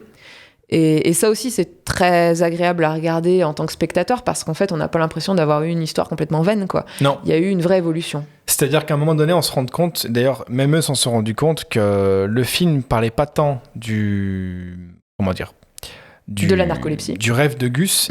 Ils se sont rendus compte que la quête d'identité c'était le sujet en fait réel du film et que ça s'élargissait à tous les personnages. Alors est-ce que c'était conscient dès le départ ou pas, je sais pas, en tout cas ça le devient et c'est devenu leur leitmotiv principal. C'est-à-dire que chaque personnage est une variation sur ce thème-là, quoi. C'est un peu ça. Qu'est-ce qu'étaient ses rêves, qu'est-ce qu'est sa réalité. Tu vois, Lelouch était intéressé par la dichotomie, je me suis noté ça, de ce qu'on est dans la vie et ce qu'on aimerait être dans la vie. C'est un sujet qui l'intéresse beaucoup. Pardon, excuse-moi. En fait, ils aspirent tous à des choses plus extraordinaires. Ils sont tous d'une certaine façon déçus de leur vie. Donc ça part du personnage principal qui, lui, pour le coup, est narcoleptique, donc forcément, c'est compliqué. Mais c'est vrai pour tous. Hein. Zabou, donc, c'était une princesse qui partait avec tous les atouts pour mener une vie extraordinaire. Et finalement, non. Lenny, il rêve d'être une grande star du karaté. Et il vit une vie miteuse. Alors j'allais mettre une nuance là-dessus. Oui. Tu dis une vie de princesse et finalement non. Tout est question de point de vue pour moi. On en revient au sujet, c'est quoi réussir Exactement. Alors on y reviendra face à un peu plus tard avec un caméo de ouf dans le film qui parle de qu'est-ce que t'es dans la vie, c'est quoi la réussite. Qu'est-ce que c'est le succès. Voilà, c'est quoi le succès. Oui. Mais voilà, il y a en fait cet aspect de dichotomie et de dualité, elle est présente sur tout le film, mais dans plein d'aspects. Donc déjà avec ce qu'ils auraient aimé être et ce qu'ils sont pour de vrai, d'accord, mais aussi, par exemple, les jumeaux, donc les tueurs, les patineurs artistiques, les tueurs à gages sont des jumeaux.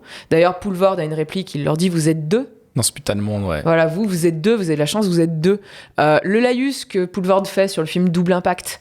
Pourquoi Double Impact, il est meilleur que tous les autres ? Parce qu'ils sont deux. Ah bah non mais c'est fou, j'ai même pas fait le lien. Ah oui, est-ce que tu penses que c'est une espèce de fusil de Chekhov des jumeaux qui arrivent après Peut-être, à mon avis c'est vraiment cette idée de dualité, de dichotomie en fait, qui est mise dans tout le film. La double vie de Gus, évidemment, le rêve et la réalité. Chaque personnage a deux facettes. Zabou, elle devient blonde par exemple à un moment, donc elle devient un peu plus vilaine, un peu plus méchante, elle fait des choses assez répréhensibles. Les blondes sont méchantes et vilaines et répréhensibles. Ah non mais je rigole. Non, j'ai rien contre les blondes, mais non mais tu comprends en fait, elle change de personnalité à ce moment-là un petit peu. Donc voilà, Lenny Barr qui en réalité s'appelle Jean-Guy Crouton. Ils ont tous un peu des espèces de noms de super-héros versus non-réalité quoi. Ouais. Ils ont tous un peu... Et puis aussi, la dualité entre la vie, la petite vie qu'ils mènent et le rêve des États-Unis qui hante tout le film, en fait. En plus, oui, tu peux presque dire qu'il hante tout le film parce qu'on est aux States sans y être dans l'ambiance, mais on est en France. C'est vraiment ça, parce qu'en fait, eux, ils rêvent de partir aux États-Unis. Hein. Zabou et Lenny prévoient même de partir aux États-Unis en laissant Gus à un moment. Pamela et Lenny, mais je suis pinaille. Pardon, Pamela et Lenny, pardon. Et pareil... Le rêve des États-Unis, il est montré dans le show que Lenny fait pour le supermarché. Le karaté est en fait quand c'est la fête du karaté. Donc en plus, avec le petit caméo de Laurent Lafitte qui est juste magique, quoi. Tu vois, encore un truc, le mec il fait 1 minute d'écran, mais tu t'en souviens parce que tu pourrais presque imaginer que le mec adore présenter le truc, il y croit et ça marche. Il y croit à fond. Ça marche. Et voilà, donc Lenny fait un show de karaté où il est censé démolir des parpaings avec sa tête. Bon, vous imaginez où ça va aller. Mais du coup... Le bruit du crâne tout sec qui tape. Je me souviens qu'avec mon frère on en pleurait de rire au cinéma parce que vraiment c'est génial et tu vois ce show là je trouve qu'il est vraiment à l'image de tout le truc, tout le film, c'est-à-dire que Lenny il a une image hyper grandiose de ce que devrait être ce show, lui le plus grand karatéka du monde et finalement t'arrives à un truc hyper minable avec ils arrivent même pas à arrêter la sono au bon moment. Je sais pas si c'est minable ou si c'est juste un recul sur la réalité, c'est-à-dire que t'as vu quand il arrive devant les parpaings avec le show, la musique, les lumières, on est cadré. Voilà, on est cadré très serré sur lui. Et là, t'y crois. Et là, après, quand il s'est écroulé, on dézoome, on est du point de vue des gens dans les gradins, et en fait, tu vois l'artificialité du décor. C'est minable. Et t'es là, tu fais. Et en plus derrière, t'as des sponsors. Attends, c'est plus super. Quincaillerie. C'est un quincailler en fait, parce qu'ils vendent des parpaings justement, donc c'est pour ça ils ont embauché Lenny pour faire un show. C'est magnifique. Mais voilà, et tu vois toute cette dualité en fait, elle est présente tout le long du film. Je trouve que c'est hyper intéressant de voir en quoi ils ont joué là-dessus en fait, parce que dans plein de petits aspects comme ça. Parce que derrière la surface un peu légère du film, il y a une vraie, pour moi, il y a une vraie tristesse de la situation. C'est sûr. On a Gus Klopp qui est un mec qui arrive pas à avoir une vie normale parce qu'il est malade. Son père qui a un arrêt cardiaque quand il surprend la femme de son fils avec son meilleur ami. Se taper son meilleur ami. Poupkin qui vole littéralement le travail, on va dire la propriété intellectuelle de Gus. Tout le monde profite de la faiblesse de ce mec. Poupine. Oh là là, c'est la fatigue. Poupkin. On va y arriver. Poupkin qui tente de faire buter Gus. Je vais y arriver. Pardon. Guy Bennett qui prend le bouquin et en fait un truc absolument immonde. Guy Bennett, c'est un peu Jean-Marie Bigard. Oui, c'est ça, exactement. Vraiment, c'est un peu Jean-Marie Bigard, en fait, donc qui va effacer les cases des BD pour marquer des grosses saloperies. Oui, c'est ça. Et parce que Guy Bennett, encore une fois, en termes de trucs antinomiques, comédien de stand-up, qui est à la fois éditeur. Oui, ok, bon, très bien. Pourquoi pas. Qui se vante d'avoir le plus gros pif et tout, et comme le dit Poupkin, il est passé à côté de plein de chefs-d'œuvre. Mais en tout cas, il a du pif pour les dessins de Gus, parce que les BD vont cartonner. Mais voilà, encore quelqu'un qui exploite l'idée de quelqu'un d'autre pour arriver à ses rêves à lui. On a aussi Pam, dans le côté un peu dramatique, qui est assez injuste. Tu vois, quand Gus commence sa thérapie, elle dit à Lenny devant Gus, je m'en fous de ces débiles, je veux juste qu'ils guérissent, tu vois, c'est violent. C'est violent, c'est rude. Et du coup, elle se rapproche de Lenny. comme tu le disais, le dialogue Pamela-Lenny au Buffalo Grill qui est plein de tristesse.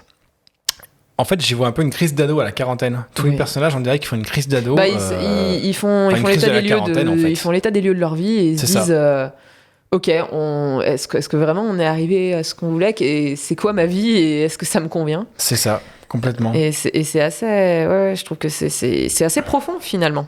Et sous des airs complètement. C'est ça, mais c'est peut-être pour ça que ça marche et qu'on s'en rappelle. C'est comme Le Grand Bain. Franchement, Narco me rappelle Le Grand Bain, enfin l'inverse. D'accord. C'est très drôle. Je sais pas si tu connais le postulat de départ, mais voilà, un groupe de mecs qui se mettent en tête de créer un groupe de nageurs qui, natation synchronisée, avec Virginie Efira aussi, qui est fantastique. Enfin bref, il est vraiment bien. Et ça me rappelle ça dans le côté, on se marre, mais marrez-vous pas trop, parce qu'au fond, il y a quand même des mecs qui souffrent, tu vois. Et tu parlais de Lenny Barr, je voulais qu'on y revienne un petit peu. Alors Poulvord, il en fait des caisses, mais justement, pour ce rôle-là, il faut qu'il en fasse des caisses. Là, il est parfait. Moi, j'ai du mal avec Poulvord. Je suis vraiment pas fan en général. Il m'agace même un peu. Mais là, dans ce rôle, en fait, le rôle est pour lui. Je veux dire, il est parfait. Il est parfait. Il est juste parfait. Et lui aussi, il a une évolution qui est hyper intéressante, en fait. Complètement. Au début, tu te dis, s'il reste comme ça tout le long, il va vite me saouler. Ouais. Mais en fait, tu vois que c'est un mec... Il fait de la peine. Il fait de la peine. Et puis, je pense qu'au fond, il sait qu'il a... C'est peut-être l'un des mecs, en fait, qui est le plus conscient de son... Je vais pas dire son ratage, j'aime pas ça, parce que... Qui est le plus conscient de sa réalité, mais qui la rejette le plus sous ses grands airs de karatéka, de blagueur et tout. Il se voile la face. Complètement. Mais en fait, oui, le passage où donc, il est prof de karaté... et donc le passage où il défonce la tête d'un gamin pendant le cours. J'adore cet humour assumé, quoi. Il le laisse inconscient sur le tatami. Il le défonce. Et je trouve justement ça illustre bien son personnage, c'est-à-dire qu'il déjà il se fout complètement des conventions. Oui. Et en plus il est seulement capable de vaincre un gamin en fait. Oui. C'est-à-dire que pour persuader les autres et se persuader lui-même au passage de son soi-disant génie. Il s'en prend à la seule personne qui sera pas capable de lui résister dans le public, quoi. Donc il défonce la tête d'un gosse, quoi. Non, mais fallait oser, quoi. La scène où la caméra à hauteur du gosse, il se prend 4 ou 5 coups de genoux en pleine tête. C'est violent. J'étais mort de rire, moi. Mais tu t'y attends pas en plus sur le coup. Et personne n'ose faire ça. C'est énorme, quoi. Et j'adore aussi parce qu'il explique à son meilleur pote qu'il veut devenir le plus grand karatéka du monde pendant qu'il est en train de fumer et de boire des bières avachis sur le canapé, quoi. En fait, ça résume le personnage. Ça résume tout à fait le personnage, c'est-à-dire qu'il croit, d'une certaine façon, il croit que le monde entier lui en veut parce que s'il réussit pas, c'est de la faute des autres. C'est souvent ça. C'est un schéma qu'on peut, parfois tous traverser, je pense. Mais c'est ça, exactement. C'est en ça que c'est bon. Et c'est juste qu'il est pas assez bon ou assez bosseur, qu'il a pas la discipline qu'il faut ou peut-être pas le talent. Et qu'on l'a peut-être pas aussi entouré, donné sa chance. Ça, j'y crois aussi quand il le dit à Pam. Ce qui est possible. Mais quand tu vois, par exemple, donc quand il fait le show au Quincaillier, là, justement... à la fin, quand il s'est pété la tête sur les parpaings et qu'il n'a pas réussi à casser les parpaings, il explique que c'est de la faute du présentateur qui, au lieu de mentionner Jean-Claude Van Damme, a mentionné Chuck Norris, quoi. Il y a même qui dit Chuck Norris. Il dit Chuck Norris. Voilà, donc il a mentionné Chuck Norris, Van Damme. Voilà, oui, c'est de sa faute à lui. Donc tu vois, c'est toujours de la faute des autres. Il se remet jamais vraiment en question jusqu'à un certain moment du film où là il commence à prendre conscience de certaines choses. Il voulait pas du rôle au départ, Poulvord, je sais pas si tu le sais, parce qu'il avait tourné plein de films à l'époque, Podium, Atomic Circus, Le Boulet, Rire et Châtiment, il arrêtait pas, il le dit littéralement, il en avait marre de tourner, donc il a refusé le rôle plusieurs fois, jusqu'à ce que le comédien, je sais pas qui c'était, qui était prévu pour tourner Lenny, lâche Lelouch et Rouet en dernière minute. Ils ont rappelé Poulvord a dit je le fais, il y a pas de souci. J'aurais bien aimé savoir qui serait dû être. Moi aussi. Donc il a réintégré le projet d'urgence, je pense plus pour rendre service que... Enfin, après, il a investi dans le rôle, il y a pas de... Ah oui, il est très bien. Il n'y a pas de souci. Non, c'est sûr. Et d'ailleurs, Poulvord, pour l'anecdote, il pense que Lelouch aurait fait un meilleur Lenny Barr que lui. Il pense qu'il avait tout le phrasé de Lenny Barr, ça aurait été super. Et quand il pense... Ça aurait pu le faire aussi. Je veux dire, Lelouch, quand il veut jouer un peu le beauf, tu vois, cheveux gominés, machin et tout, c'est vrai que ça aurait pu marcher. Et au moyen de scène qui me fait marrer, t'as plusieurs plans où il s'entraîne avec des nunchakus, notamment Poulvord. Littéralement, il avait aucun entraînement. Il a touché à aucun nunchaku de sa vie. Il y a juste Tristan et Gilles qui lui ont filé une cassette de tuto quelques temps avant. Il l'a même pas regardé. Tout ce que tu vois à l'écran, c'est à l'image de son personnage. Il se fait mal en plus. Ah non, mais il doit se latter. Il est torse nu, il doit se faire super mal. Ah non, mais complètement. Et j'aime bien, on parlait des seconds rôles, le mec qui suit Lenny de partout, mais qui n'ouvre jamais la bouche. Ah oui, le black, mec là, au bar. Il est génial, lui. Tu te dis, mais c'est qui on va savoir pourquoi il le suit et tout. Non, il le suit. Il est tout le temps à côté de lui. Il est muet. Mais tu t'en rappelles? C'est fou, tu t'en rappelles. Les flics qui reçoivent ils sont géniaux. Habillés comme Starsky Hutch quand même. C'est magnifique. Et puis ils se foutent de la gueule du personnage principal qui vient les voir pour leur dire qu'en gros il est menacé de. Il pense qu'il y a des gens qui veulent intenter à sa vie et ils se foutent de lui parce qu'ils croient pas du tout. Essaie de le faire assassiner. Ils sont super aussi. Il manque de se payer un fou rire pendant qu'il leur explique ses problèmes, quoi. C'est assez horrible. Encore une fois, les deux comédiens ils font cumuler 2 minutes dans le film d'écran, mais tu t'en rappelles. Ça marche super bien. Donc les seconds rôles sont très très soignés et ça je trouve que c'est l'un des trucs qui donne vraiment une profondeur au film, c'est il y a ce côté très BD en fait, plus le film avance, plus ça part dans un délire. Ça part dans un délire très BD. En fait, je me suis marqué une phrase, je me suis dit que Narco, c'est presque le film que Gustav Klopp aurait pu faire sur sa vie en fait, quelque part, avec sa vision très BD, tu vois. Et j'ai beaucoup aimé la façon qu'ils ont de bousculer le concept initial. Quand t'as Gus après l'accident qui se réveille sans narcolepsie, tout d'un coup, sa faiblesse devient une force. C'est-à-dire qu'il devient un super-héros, il fait croire aux gens qu'il dort pour écouter, espionner et tout. Et il se réveille autant physiquement que métaphoriquement. C'est ça. C'est là que le film prend une part beaucoup plus dramatique, c'est que tu te rends compte qu'il le dit lui-même, j'ai passé beaucoup trop de temps à dormir, il est temps de se réveiller. Oui. Mais c'est autant... c'est-à-dire devenir acteur de sa vie, en fait, voilà, plus spectateur. Devenir acteur de sa vie et plus nous la subir, quoi. Mais du coup, le fait qu'il fasse semblant de s'endormir pour éviter les discussions gênantes ou les discussions qui l'ennuient, finalement, il se rend compte que c'est pas non plus une bonne solution, en fait. Il finit par se réveiller dans tous les sens du terme et comprendre qu'il doit faire face à ses problèmes et plus faire d'autres trucs. C'est là que tu vois Gus a une vie très injuste parce que quand il a l'occasion, lui, de se réveiller et justement de prendre les choses en main, il le fait tout de suite. Là où, justement, pour revenir sur ce que tu dis, Lenny, Pam et tous les autres personnages ferment les yeux et s'endorment sur ce qui va pas dans leur vie, quoi. C'est ça. Et lui, il le prend de front tout de suite.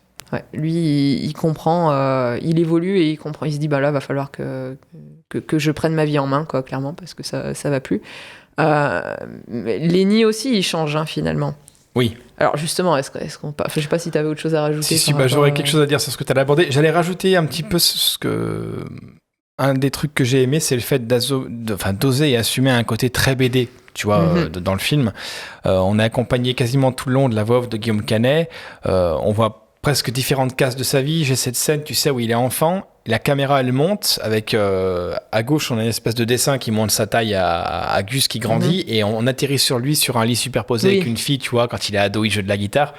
C'est presque très BD, on pourrait passer d'une case à une autre, c'est vachement bien fait. Complètement, les transitions entre les différentes époques et le fait qu'on a... Enfin, moi, ça m'a un peu rappelé, j'exagère un peu, ça m'a un peu rappelé un Forrest Gump accéléré au départ, quelqu'un qui a une condition physique qui le met dans le mal. Et on voit un peu toute son enfance jusqu'à son adolescence, jusqu'à son âge adulte, et comment il a évolué. Bon, très condensé. Et alors là, Canet, il passe par tous les looks. En fait, les looks qu'il a sont tellement caricaturaux, mais ça marche parce que tout de suite, tu sais où on se situe. Voilà, The Cure. Voilà, les années 70, les années 80, c'est génial. Avec petite apparition de Diane Kruger d'ailleurs dans la boîte de nuit quand il s'évanouit. C'est Diane Kruger qui danse avec lui, donc il s'évanouit. Qui était sa femme à l'époque. Qui était sa femme, si je dis pas de bêtises. Un petit passage de Diane Kruger, tu vois, rien que ça quand même. Et l'inspiration de la mise en scène, voilà, c'est ce que je te disais. Donc la scène, la discothèque, on a les transitions. Pareil, quand on passe de la page, il est à table, il montre le mot à Pamela. Alors effectivement, l'écriture, c'est pas son truc à Gus, parce que tu veux m'épouser, M''AI. Ça fait de la peine. Tu veux m'épouser et hop, panoramique verticale et on atterrit sur le mariage. Ils ont vraiment pensé toute leur transition. Le mec, un des nombreux mecs qui le gueule dessus, vous êtes viré, et il claque la porte et on se retrouve dans la chambre à coucher. Oui. C'est tout bête, mais ça marche parce que ça marche super bien. Les transitions sont très, très dynamiques. Carrément. Il y en a une qui est super belle, je sais pas si tu te la remettras. Je sais plus après quelle scène c'est, on commence avec un plan noir et il y a les différentes ampoules de la pièce qui s'allument tout doucement et en fait on est en repas de famille avec son père, Pamela, et c'est vraiment bien fait, tu dirais, avec comme un petit bruit de... je sais pas comment décrire ça. D'ampoule qui s'allume, d'ampoule qui grésille et c'est tout bête mais la transition elle marche super bien. C'est chouette. Le côté BD aussi, je trouve qu'on le sent un peu dans les décors intérieurs, ils font quand même très studio, très artificiel, d'ailleurs ils le sont, la majorité c'est du studio, mais ça fonctionne. Tu t'évoquais la colorimétrie, qui est très chaleureuse aussi. Mais je sais pas, je me suis noté, tu vois, que ce regard très BD, il est peut-être juste dû à un regard loufoque qui est posé sur des vies banales au final, quelque part. Oui, peut-être. Et je vais peut-être te laisser la parole parce que je pense pas, qu'après... Banal ou pas, oui, je sais banal pas. ou pas. Comme quoi, enfin ça c'est toute une question de point de vue, même sur sa propre vie finalement. Oui, c'est, complètement. C'est tout le sujet, je pense qu'on va aborder. C'est quoi une vie réussie avec le super caméo que j'ai laissé aborder. Oui, effectivement, à la fin du film, donc pendant tout le film, le personnage de Poulvord parle de Jean-Claude Van Damme, il est ultra fan, il parle tout le temps de Van Damme. Et à la toute fin, on a un caméo de Van Damme. Et ça, c'est vrai que moi, je me rappelle dans la salle, on a été choqués. Et comment t'expliques qu'on ne le voit pas venir ? Parce que moi, je pense que c'était la croyance de se dire que jamais on pourrait se payer ce mec dans un film. Oui, et puis surtout, pourtant, on le cite tout le long. Et je me suis laissé avoir par le caméo. Moi, je me suis fait... Et puis en plus, pareil, c'est très bien fait la façon dont on nous le dévoile, parce qu'en fait, Lenny est assis sur son canapé, tu crois qu'il se parle à lui-même. Enfin, il se parle à lui-même en réalité, il s'adosse à son canapé, et là, tu vois qu'à côté de lui, il y a Van Damme qui est assis, et là, tout le monde dit... non, c'est très bien fait. En fait, ça zoome sur Poulvord, il prend la bière et là, hop, on a la caméra qui pivote un peu à droite, changement de point, et on a la mise au point sur Van Damme qui est là d'un coup et qui lui parle, Lenny, qu'est-ce que tu as fait et tout. Tu comprends tout de suite que c'est sa voix interne. Oui, tu comprends que c'est son... Voilà. Van Damme est une incarnation de sa conscience. Exactement. En fait. Et tu te rends compte que il se regarde, je sais pas si t'as vu qu'il ne se regardait jamais pendant la scène, il croise jamais un regard. C'est super intéressant. Et je sais pas comment ils ont fait du coup pour avoir une interaction sans se regarder, parce que les deux sont excellents. Ils sont excellents. Van Damme est excellent. Van Damme, il est génial. Oui. Mais parce que Van Damme, il nous fait du Van Damme. Il fait le Van Damme qu'on a l'habitude de voir en interview d'une certaine façon. C'est vrai que c'était une époque... Pardon, vas-y. Non, vas-y. Non, il était très médiatisé à l'époque. Oui. C'est là qu'il a commencé à se créer tout son personnage. Pour moi, philosophe. Pour moi, c'est un personnage que Van Damme joue. Peut-être. Je pense qu'il a quelques neurones grillés. Il a dû en sniffer un peu trop. Non, mais je dis ça en déconnant en plus. Je pense qu'il est extravagant et tout. Je pense qu'il a totalement compris que pour revenir dans le jeu, en fait, son personnage cartonnait. Je veux dire, on n'a jamais autant parlé de lui que depuis qu'il nous fait ses Aware, j'adore l'eau, dans 30 ans, il n'y en aura plus. Enfin, tu vois, c'est cool, quoi. Non, mais tu vois, Adam et Ève, moi, j'y crois pas. Hein. Je suis trop malin pour ça. La pomme, c'est bon, c'est plein de pectine. Et un serpent, c'est gentil. Voilà, non, tu vois, c'est génial. Je crois qu'un mec qui est parti de sa Belgique natale et qui a cartonné à Hollywood et qui est devenu une figure des arts, tu crois vraiment que le mec est débile ? Enfin, moi, j'y crois pas. Non, et puis je pense qu'il est quand même particulièrement talentueux. Hein. Oui, je veux dire, tu peux pas. Et là, en plus, du coup, il rigole de lui-même, tu vois, parce qu'en plus, ils vont pas trop loin dans le délire. Mais il se moque pas de lui. Hein. Non. Il a un super. Moi, je trouve qu'il a presque le plus beau rôle du film. Hein. Complètement. Parce que la morale, elle lui revient à lui, et la morale, elle est vraiment belle, en fait. Exactement. Et les deux sont incroyables, d'autant que, comme je te disais, leurs regards se croisent pas et je sais pas comment ils ont réussi à être aussi justes dans leur échange, quoi. Mais en plus, je crois que c'était le tout début du tournage. Quand tu regardes les bonus du DVD... c'est un peu au début, d'accord. Poulvord explique que c'était genre son deuxième jour de tournage. Il dit qu'il maîtrisait pas encore bien le personnage, quoi. Ah bah putain. Et que bim, il tournait avec Van Damme, qui apparemment a été super sympa en plus. Ils disent que ça a été quelqu'un de très sympa. Et donc voilà, la morale du film, c'est on ne réussit que vis-à-vis de soi-même. C'est ça le succès, en fait. On peut avoir toute la reconnaissance publique du monde. Si on a obtenu le succès en dépit de ce que l'on est et de ses valeurs morales, on a échoué. Alors là, c'est fou parce que ça établit un parallèle incroyable. 18 ans avant, l'explosion des réseaux sociaux. J'en parle souvent parce que c'est un sujet qui me tient à cœur, les réseaux, parce que je pense que j'en suis une des principales victimes, en fait, à tout le temps me dire qu'il faut être sur les réseaux, il faut se montrer, tu fais une photo, il faut la montrer pour avoir l'avis de quelqu'un, mais je pense que je suis l'une des personnes qui a un rapport malsain, tu vois, avec ça, clairement. Et pour avoir la validation, en fait. C'est un peu ça, tu es tout le temps en quête de validation et de quelque part, est-ce que ce que je fais c'est bien ? Je pense que c'est quelque chose d'un peu ancré. Mais il y a des tas d'études là-dessus, en fait, hein, ça te fait une décharge de dopamine. Si t'as un like sur une photo... c'est malsain. Pour autant, c'est malsain. Je veux dire, ceux qui ont créé ça, je pense qu'ils maîtrisent, ils comprennent bien ils le travaillent. Le fonctionnement du cerveau humain. Voilà. Et là, en fait, pour revenir à ce que dit Van Damme dans le film, voilà, si tu réussis que par toi-même, mais si tu réussis en dépit de tout ce que t'es, est-ce que t'as réussi au final ? Non. Et c'est vrai qu'il y a un moment donné, il faut qu'on se pose, qu'on se dise, bon, est-ce que ce que je fais, c'est en accord avec moi ? Est-ce que vraiment j'ai raté quelque chose ? Parce que le mec qui a du succès, mais qui a vendu tous ses principes pour y arriver, est-ce qu'il a réussi par rapport au mec qui a une vie plus banale, plus rangée, avec un salaire plus bas ? Mais qui lui par contre se dit j'ai pas vendu mes principes, cohérence avec ses valeurs morales. Et ça pourrait paraître neuneux dans le film, et encore une fois c'est très bien écrit. C'est bien amené, c'est très bien amené, et du coup voilà, ça pose la question, c'est quoi le succès ? C'est quoi réussir sa vie ? Et Lenny, il se rend compte que voilà, il a arnaqué littéralement son meilleur ami. En plus, il s'est tapé sa femme. Donc, il est en grosse remise en question. C'est sa conscience qui lui parle et qui lui fait dire ouais non là j'ai merdé. Et La fin du film est assez triste parce que finalement, ils sont plus amis. Non, tu vois qu'ils sont plus amis, avec Canet. Et d'ailleurs, pareil, dans les bonus du DVD, ils montrent, donc tu les vois en train de assis, l'un en face de l'autre dans un bar. Ils ont chacun leur bière devant eux, mais qui est remplie. Ils boivent pas, ils parlent pas.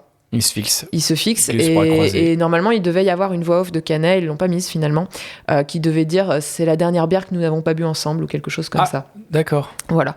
Donc on comprend qu'ils se verront plus, ils sont plus amis. Moi je préfère comme ils l'ont montré où tu as pas trop la réponse. Tu te dis est-ce que c'est possible est-ce qu'il va réussir à lui pardonner ou pas. On sait pas. Parce que moi, tu vois, je m'étais marqué justement, ils boivent une bière, mais ils sont en champ contre champ. C'est plan sur Gus, plan sur Lenny, plan sur Gus, et à la fin, ça se finit avec un travelling arrière, on dézoome, on les voit tous les deux ensemble, mais comme si on quittait leur relation. Voilà, en fait. c'est ça. Je me suis dit, bon, ça veut dire quoi ? Est-ce qu'ils vont être amis ? Est-ce qu'il l'a pardonné ? Est-ce que non ? Est-ce que c'est un peu entre les deux ? Parce qu'il pardonne à Pam, quand même. Ouais, moi, ça, d'ailleurs, c'est un des reproches que j'aurais à faire au film. Je sais pas, tu sais pas ce qui se passe dans la tête de... Non, moi j'aime bien ce côté-là, c'est qu'il décide de lui pardonner, ok, c'est son choix, et tu vois, par rapport à tout ce qu'elle a vécu à cause de sa condition à lui, est-ce qu'il se dit, je peux la comprendre. Après, on comprend pas, mais c'est vrai que ça m'a surpris qu'il lui pardonne, et en même temps, il y a Kevin au milieu, tu vois aussi. Le gosse, alors lui, en termes de victime collatérale, Kevin... Il est hyper intéressant, son personnage. Oui, donc Pam a un fils qui s'appelle Kevin, donc voilà, le fils du prof de sport, hein, donc du coup, il est ado, finalement, à l'âge où on devrait avoir un enfant en bas âge, enfin, on devrait, ou dans la vie en général, on a un enfant en bas âge, Pam, elle a un ado, puisqu'elle est tombée enceinte très jeune. Et lui, il est en pleine crise d'adolescence, mais tu le comprends, quoi, en même temps, parce qu'il a un cadre de vie qui est complètement barré, quoi. C'est l'un de mes seuls reproches sur les rôles secondaires. Ah oui. Il est sous-exploité. Je trouve ça c'est dommage parce que il joue bien en plus le jeune. En fait voilà, il est peut-être un peu grossier, il est un peu montré comme le sale gosse dans le film, mais le peu de fois où il s'immisce dans le scénar, tu vois, quand il dit à Lenny t'as rien à faire là, c'est pas normal, et il comprend que ce qui se passe c'est pas normal vis-à-vis de Gus. Et tu te dis, ouais, en fait, le mec, il en chie aussi. Ça aurait été bien qu'on ait un petit arc narratif, plus que la caricature qu'il est dans le film, je trouve. Il y a seulement seul petit regret. Il y a un semblant d'arc narratif. Ouais. Il subit qu'il évolue, mais il est, comme tu dis, au début, c'est un peu le sale gosse, il respecte personne. C'est un peu le boulet au pied de Pam. C'est un peu son rôle dans le film, quelque part. C'est vrai. Mais il les respecte pas, il gâche les repas de famille. Enfin, tu vois que vraiment, il déteste tout le monde autour de lui, quoi. Et que d'une certaine façon, tu le comprends parce que il a pas une vie facile, je pense. Lui, pour le coup, son rêve, c'est la vie de famille, je pense. Une vie normale. Ouais, quand Gus il prend son poste radio, qu'il l'explose dehors, il se rebiffe même pas, et tu vois qu'il commence presque à avoir du respect pour Gus. À ce moment-là, il commence à avoir du respect pour lui parce qu'il dit ok, là, d'accord, là tu joues un rôle de père, et du coup je te respecte. Et c'est ce qui fait qu'à la toute fin, tu les vois d'une façon... Il y a un peu plus d'harmonie dans leur famille. Oui, et puis c'est très très rapide, mais t'as Kevin, t'as un petit regard. La caméra chope son regard, qui regarde Gus sourire. Avec un regard vraiment illuminé sur Gus. Tu vois, tu te dis, en fait, il est. Même lui, il a trouvé. Là, il y a de l'amour, quoi. Là, il y a de l'amour il y a de l'amour filial, quoi. Donc ça, c'est super intéressant. Mais justement, moi, j'ai une question. La fin, tu la vois comment ? Tu l'as compris comment ? Alors, je me suis marqué quelque chose sur la fin. J'ai adoré sa simplicité. Pour moi, c'est vraiment l'éloge de la simplicité quand il dit voilà, ça se finit comme ça. J'ai jamais rien eu d'un héros, moi. Tu vois, il claque la porte, il la ferme sur nous. Pour moi, ça clôture le film sur cette espèce d'éloge de la simplicité. Ça fait pas mal écho, j'y revenais, tu vois, à toute la mentalité qu'on a un peu aujourd'hui. Je trouve qu'il y a un peu permissive de développement personnel. C'est bien, mais je trouve que ça a ses limites. Où on te fait comprendre que ta situation, si t'es là, c'est de ta faute. Et que si tu veux voir mieux, c'est que toi, t'as pas fait assez. Qu'est-ce que c'est si tu te remuais un peu, tu pourrais faire mieux. Voilà, qu'est-ce que c'est que la notion de devenir quelqu'un ? Te faire croire que tout le monde a les mêmes chances. C'est un truc que j'y croyais fondamentalement il y a encore un an ou deux. Et non, en fait, je pense qu'en fait, moi, en tout cas, je vais parler de moi un peu, parce qu'à la limite, on est aussi là pour échanger là-dessus, mais moi, je sais que ça m'a pas aidé de faire trop de développement personnel me concernant, parce que ça pousse vers une sorte de culpabilisation. Oui. C'est-à-dire, ok, si je fais tout pour que ça marche et que ça marche pas, je suis une merde. C'est vraiment que je suis nul, tu vois. Et je trouve que c'est peut-être pas pour rien que... C'est nier l'influence extérieure, en fait. Et puis c'est aussi se culpabiliser, parce que c'est très bien de se dire, ok, tu te plains, voilà, l'exemple qui m'a touché, tu te plains que tu as du poids, tu te plains que si ou ça, bouge-toi, très bien. Mais il y a un stade, en fait, quand tu fais de ton mieux, par exemple, que ce soit le poids, que ce soit autre chose, que ce soit un projet ou autre, quand tu fais de ton mieux, que tu te défonces, peut-être que tu n'as pas les bonnes clés. Mais je trouve qu'il y a un gros manque de bienveillance dans toute cette notion de développement personnel, de réussite qui s'installe. Ça dépend comment c'est fait, je pense, et ça dépend comment c'est dit. Ça dépend aussi de de quels objectifs tu te mets. Il faut mettre des objectifs sur lesquels tu as réellement une prise. Bon, le poids, je connais bien le problème aussi. Oui, bienvenue au club. Comme beaucoup de gens, je pense. Si ton objectif, c'est je vais perdre 5 kilos en 3 mois, tu n'as aucune prise là-dessus parce que ton corps, il contrôle, pas toi. Si ton objectif, c'est je vais manger sainement pendant les 2 prochains mois et faire attention à ne pas... Ça, tu as une prise dessus. Ouais. Alors, si tu n'y arrives pas, derrière, l'objectif, c'est pas non plus de s'auto-flageller. L'objectif, c'est de se dire, OK, pourquoi ça n'a pas marché ? Qu'est-ce qui s'est passé dans ma tête ? Et se dire qu'on a le droit aussi, des fois, de pas forcément arriver à faire ce qu'on avait prévu de faire. Mais je pense que oui, c'est comme tu dis, je pense que ça peut être vite culpabilisant, le développement personnel. Très paradoxal. Ouais. Alors, c'est vrai que c'est pas le discours qu'on peut entendre tous les jours, mais moi, je l'ai entendu par quelques mecs sur YouTube et ça m'a beaucoup fait de bien.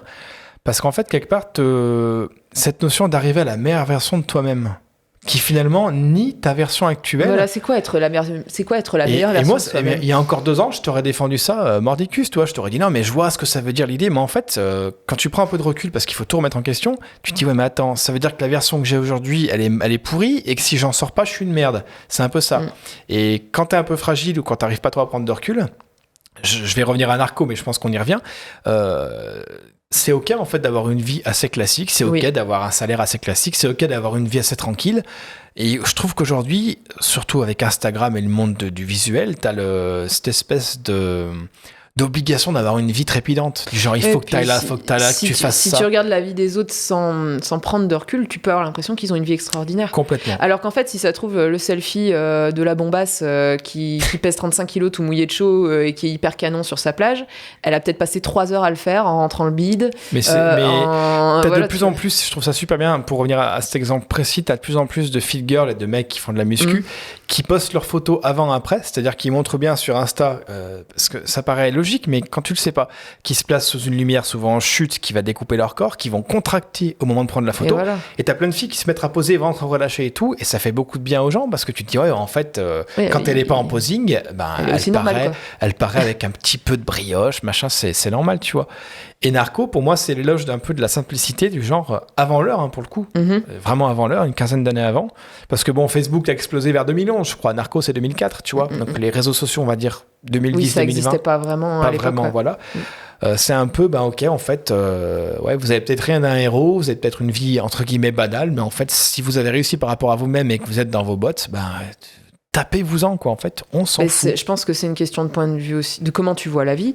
Je pense que c'est important de voir, de s'émerveiller des choses du quotidien aussi. Alors ça, je pense que c'est quelque chose que moi, ma mère a toujours essayé de nous inculquer, je pense qu'elle a plutôt réussi, et je pense que c'est quelque chose que tu gagnes aussi... si tu as des enfants ou si tu es entouré d'enfants, tu arrives à être émerveillé de choses toutes simples qui te paraissaient complètement banales à l'époque, mais quand ton enfant les découvre, tu les vois les choses à travers ses yeux et tu te dis ouais, en fait c'est vrai que c'est chouette. Et je pense que c'est aussi, alors c'est le message du film. Je suis contente que tu l'aies compris comme ça parce que c'était vraiment la volonté du réal, hein. Le louche, en fait, dans les bonus du DVD, il explique qu'il voulait montrer que Gus, il est heureux, il a laissé tomber ses rêves de grandeur, mais finalement, il trouve du bonheur dans les petites choses du quotidien. Ce qui est une façon de glorifier les petits bonheurs de la vie simple, en fait, hein. Ce qui est assez intéressant parce qu'il part d'une ambiance très américaine, capitaliste par essence. Oui, tu vois, et puis l'Amérique, c'est grandiose, c'est toujours vu comme et finalement, tout est plus pour grand. te le ramener en mode lâche un peu le rêve américain, ton rêve il se trouve peut-être chez toi en fait. Tu peux être heureux avec ce que t'as. Alors, mais c'est bien que tu l'aies vu comme ça. Moi, je l'ai pas compris comme ça du tout, la fin. D'accord. Moi, la fin, elle me laisse un goût amer dans la bouche, quoi. Est-ce que tu ferais référence au fait que Gus il crame ses dessins et que t'as l'impression que c'est tout un gâchis, il a vécu un vrai gâchis. Pour moi, c'est un gâchis énorme de son talent. Sauf que maintenant, parce que ça n'a pas fonctionné simplement pour des raisons complètement extérieures à lui. Ah oui, complètement. Parce qu'il allait se lancer, il allait le faire et il y croyait malgré le manque d'enthousiasme de sa femme, de son meilleur copain. Enfin, tout le monde se fout de lui en lui disant tu fais de la BD, quoi. Sa femme, tu vas faire de la bande dessinée, t'es complètement con, quoi. J'adore. Et c'est là qu'il bouge, tu fais je suis malade. Mais voilà, après il revient. Mais voilà, parce que c'est un peu le rôle de la maman. Elle est un peu. Rien dire. C'est énorme. Il lui dit non, mais c'est bon, j'ai trouvé une solution à nos problèmes d'argent, t'inquiète pas. Donc elle croit qu'il va lui sortir un truc révolutionnaire. J'ai gagné à l'auto, tu sais. Je vais faire de la BD. Ouais, t'es devenu complètement con, quoi. Voilà, elle lui répond comme une mère répondrait à son gosse en lui disant mais t'es idiot, c'est pas une bonne idée, quoi. Et du coup, il la laisse lancer. Il avait tout le talent pour le faire. Ouais. Et pour moi, à la fin du film, il finit avec une femme qui l'a trahi et qui l'apprécie pas à sa juste valeur et qui l'a toujours traité plus ou moins comme un gamin. Ouais. Elle lui a gâché sa vie, elle lui a pompé tout le fric qu'il aurait pu se faire avec son projet. C'est vrai que c'est de sa faute finalement que Poupkin obtient la dessin. Mais c'est ça. Parce que derrière, en plus, derrière, ils l'arnaquent parce que derrière, ils en font du fric. Poupkin lui reverse du fric à sa femme et à Lenny. Ce fric, quoi. Gus, il l'a quand même à la fin parce que bon, il fout Pam dehors avec le pognon, mais on se doute qu'elle ramène tout et que c'est ridicule par rapport à ce qu'il aurait pu avoir s'il avait réussi à publier son livre dans de bonnes conditions, tu vois. Je vois ce que tu veux dire. Et en plus de ça, son super pouvoir, il l'a un peu perdu puisque bon, alors tant mieux pour lui, il est plus narcoleptique, mais du coup, au passage, il perd son inspiration et son imagination. T'as un peu l'impression que c'est ça. Très juste. Qui doit être au fond de lui d'une certaine façon. Si ça lui venait en rêve, ça pourrait revenir. Mais moi, j'ai vraiment cette impression qu'il avait un talent incroyable et par la force des choses, il a tout perdu et il n'arrivera jamais à revenir à...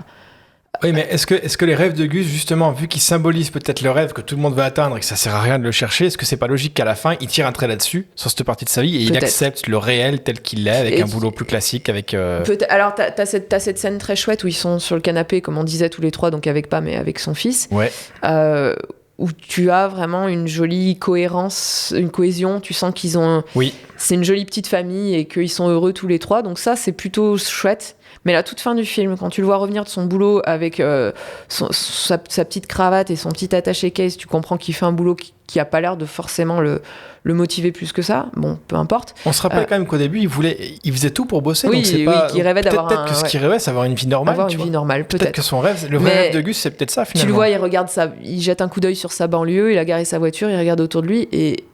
Dans les commentaires, justement, donc le louche explique sa vision, qui est celle que toi t'as compris, donc du coup t'as bien compris le film. C'est peut-être moi qui non, mais attends, après un film, quand des mecs font un film, ils leur échappent. Voilà. Chacun se l'approprie, ça, je veux dire, il n'y a pas de... Mais t'as Poulvord qui dit, bah ouais, mais en même temps, il a l'air tellement triste. Et là, pour le coup, je suis d'accord avec lui, il a l'air tellement... Il regarde autour de lui, il se dit, bon, bah voilà, c'est ça, quoi. Ouais, c'est peut-être Narco parle peut-être juste du passage de l'enfance et ses illusions à l'âge adulte et sa désillusion et sa résilience entre guillemets. C'est-à-dire voilà, arriver à trouver de la joie de vivre et du bonheur dans les choses du quotidien qui, si on prend assez de recul, on est quand même des gens extrêmement chanceux. Oui, complètement. Enfin, moi, je considère que j'ai une chance incroyable, quoi, parce que j'ai un toit au-dessus de ma tête, j'ai de quoi manger, je fais un métier qui me plaît, j'ai une famille, des gens qui m'aiment et que j'aime, je veux dire, enfin rien que ça, c'est inespéré pour beaucoup de monde finalement. Ouais, mais on y revient toujours à cette société de l'image et du paraître qu'on est plein dedans.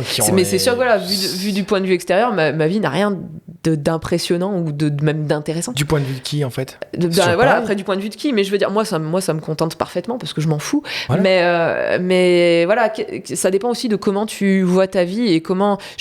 On pourrait se focaliser sur ce qu'on n'a pas, mais on oublie de se focaliser sur ce qu'on a. Oui, parce que tout est fait autour. Alors... Attention, je ne vais pas dire tout est de la faute de la société. Je vais pas faire justement comme Lenny, tout remettre. Mais tu es en permanence abreuvé, que ce soit à la télé, sur les réseaux, ou même dans l'ambiance générale, la mentalité générale, par le fait de... Tu vois, tu rencontres quelqu'un, il ne va pas te dire tu es qui, parle-moi de toi. Il va te dire tu fais quoi dans la vie ? C'est quoi ton boulot ? Tout de suite, tu vois, tu es défini. Tu es défini par ton travail. Ton travail, ton milieu social, qu'est-ce que tu possèdes, qu'est-ce que tu possèdes pas. C'est con, mais on n'y pense même plus en fait. Et puis c'est vrai que tout nous conditionne, autant au niveau de la publicité que voilà, qu'est-ce que tu pourrais obtenir de plus ? Regarde si tu avais cette voiture, la classe que tu aurais. Regarde si tu fais ce régime, comme tu vois, c'est tout. J'avais pris une photo à la demeure du chaos du côté de Lyon. Alors je sais plus le vrai nom de la ville où se trouve la demeure du chaos. C'est pas Lyon. J'y étais, bref, c'est pas grave. T'as jamais été là-bas ? Non. Je sais pas comment le définir. Les gens connaissent Tiroir demeure du chaos sur internet. J'ai pris une photo. T'as un endroit, t'as une télé défoncée au milieu de gravats. Je l'ai pris en photo et sur la télé, c'est marqué au marqueur le bonheur, c'est de continuer à désirer ce qu'on possède. Et je trouve ça super vrai parce qu'en fait, quand t'arrêtes de aujourd'hui, on est éduqué pour désirer ce qu'on n'a pas, et en fait, on se rend malheureux tout seul, parce que quand tu fais l'état des lieux de ce que tu as déjà, tu te dis, attends, en fait, voilà. Et je pense qu'on est tous des grands malades à ce niveau-là, enfin, on est tous atteints, quoi. Bah, bon, tout est fait pour, déjà, et puis je pense que c'est humain, en fait. Hein. Oui, l'être humain est comme ça, on se projette toujours dans l'avenir pour avoir plus, pour... Le truc, c'est que voilà, la paire de pompes à 500 balles qui te font envie depuis des années et que tu vas finir par te payer, elles vont te rendre heureuse pendant 10 minutes. Ouais. Mais après, tu te rends compte que tu voudras autre chose. Complètement. Non, mais complètement. Et tu vois, Gus, sa dernière phrase, quand il dit, voilà, enfin, il fait comprendre aux spectateurs, vous êtes peut-être déçus, vous imaginez peut-être une grande destinée et un truc lyrique, ben, qu'est-ce que vous voulez que je vous dise, quoi. J'ai une vie du quotidien. Ouais, voilà, je suis comme vous. En fait, j'ai une vie, enfin, voilà, je suis un être humain et j'ai rien d'un héros, quoi, tu vois. Donc, c'est assez. Finalement, moi, c'est assez sain comme fin, oui, effectivement. Bah, plus sain que si on t'avait fait comprendre, voilà, c'est vraiment un raté, il a tout raté, il a raté. Enfin, au final, s'il décide de faire ça, tu vois, c'est comme quand les gens vont te dire, vont te dire ou dire aux gens, ah, mais toi, tu devrais trop faire ça, t'es doué là-dedans. Et que le mec, il dit, non, je m'en fous, j'ai pas envie. J'ai pas envie d'en faire un boulot ou autre, je veux que ça reste une passion ou autre. Bah, c'est ton choix après. Et je pense que Gus a fait ce choix-là de se dire, bah, en fait, le dessin, c'était un passage de ma vie avec les rêves. Je suis plus narcoleptique, maintenant je passe à autre chose. Moi j'aurais aimé, enfin voilà, mais ça c'est peut-être le côté un peu idéaliste et finalement je pense que le film n'aurait pas été meilleur. Mais j'aurais aimé avoir une fin où pour moi il aurait quitté cette vie-là et il aurait été faire son projet et sans doute qu'il aurait réussi. Une fin un peu hollywoodienne. Une fin un peu hollywoodienne, mais complètement. Mais de toute façon, je le sais que je suis influencé par ça parce que voilà, j'ai biberonné à ça. La fin est douce amère. En plus, la musique en plus, c'est un plan. Il n'y a pas plus banal comme, comment dire. On le voit, plan grue, il arrive, il se gare dans son petit lotissement, la caméra descend, il passe sa porte et ça coupe, plan noir et générique. Et tu te dis, d'accord, c'est très simple. C'est voilà, c'est à l'image de ce qu'il dit, quoi. Ouais, à l'image de ce qu'il dit, et du coup, je trouve ça intéressant. J'avoue que je m'attendais pas à cette fin. Moi non plus. Mais je me rappelle, du coup, que ça m'avait laissé cette impression un peu douce amère de me dire... c'est pas de bol quand même, quoi. Eh oui, mais c'est quand même moins triste que le dernier plan sur Lenny qui est très triste, je trouve. Oui, par contre, Lenny, ouais. Au milieu de son désert, sa caravane, et je crois qu'on le voit juste retourner à sa caravane avec le plan large, il est écrasé par le décor. Tu comprends qu'il est seul. Il est seul, alors que Gus, il rentre en famille. Mais il a évolué parce que t'as quand même Jean-Claude Van Damme revient quand même sur une petite scène. Il est gardien. Ah oui, on le revoit à la fin. Il est gardien de je sais plus quoi il est sécurité. Il est gardien de sécurité sur un parking, on sait pas trop quoi.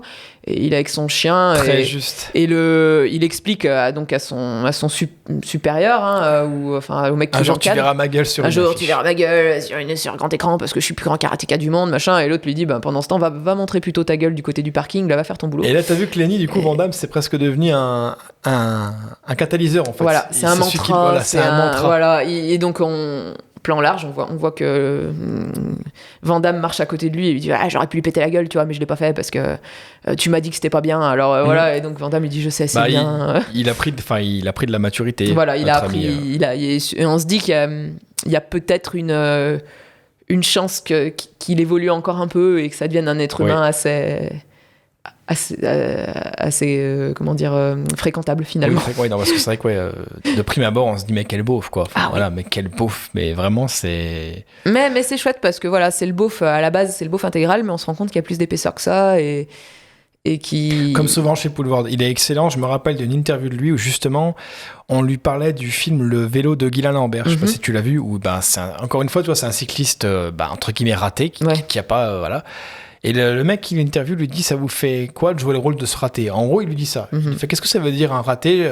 Donnez-moi l'exemple de quelqu'un qui a réussi dans la vie et je vous dirai si mon personnage est un raté ou pas. Et je suis pas surpris de le retrouver dans Narco, dans ce type de personnage qu'il maîtrise parfaitement. Et il a côté excentrique, contrebalancé par une espèce de sensibilité pour le voir dans son regard avec vulnérabilité. Voilà, avec Pamela dans le resto. Ah mais vraiment cette scène, moi, elle m'a marqué triste. Et voilà, toi t'es pas une princesse, moi je suis pas karatéka, puis voilà quoi. C'est dans l'autre sens, c'est elle qui dit ça, ouais, t'es pas karatéka, je suis pas une princesse. Et là tu te dis, il va partir en live contre elle, mais parce qu'en fait elle a touché pile ce qu'il pense de lui, c'est qu'il pense lui aussi qu'il est pas un karatéka, et que voilà, il le sait au fond de lui. Il le sait au fond de lui, mais il se voile la face et oui, et là non, c'est vrai que je trouve que vraiment il y a ce côté très vrai et très sincère qui n'était pas forcément prévisible au début avec la première scène du bus. Quand, voilà, tout à fait, avec la fameuse réplique. D'ailleurs, l'abri de bus, j'ai remarqué en voyant le film que derrière, il y a des affiches de Guy Bennett annulées. Spectacle annulé. Personne n'allait voir ce spectacle, quoi. Et du coup, juste une heure avant qu'il intervienne dans le film, il y avait déjà son affiche derrière le bus. Il y a déjà l'affiche de son spectacle. Et je trouve annulé. Ça bien. Mais ouais, c'est vrai que pour moi, je sais pas si tu as d'autres choses à rajouter avant que je conclue. Non.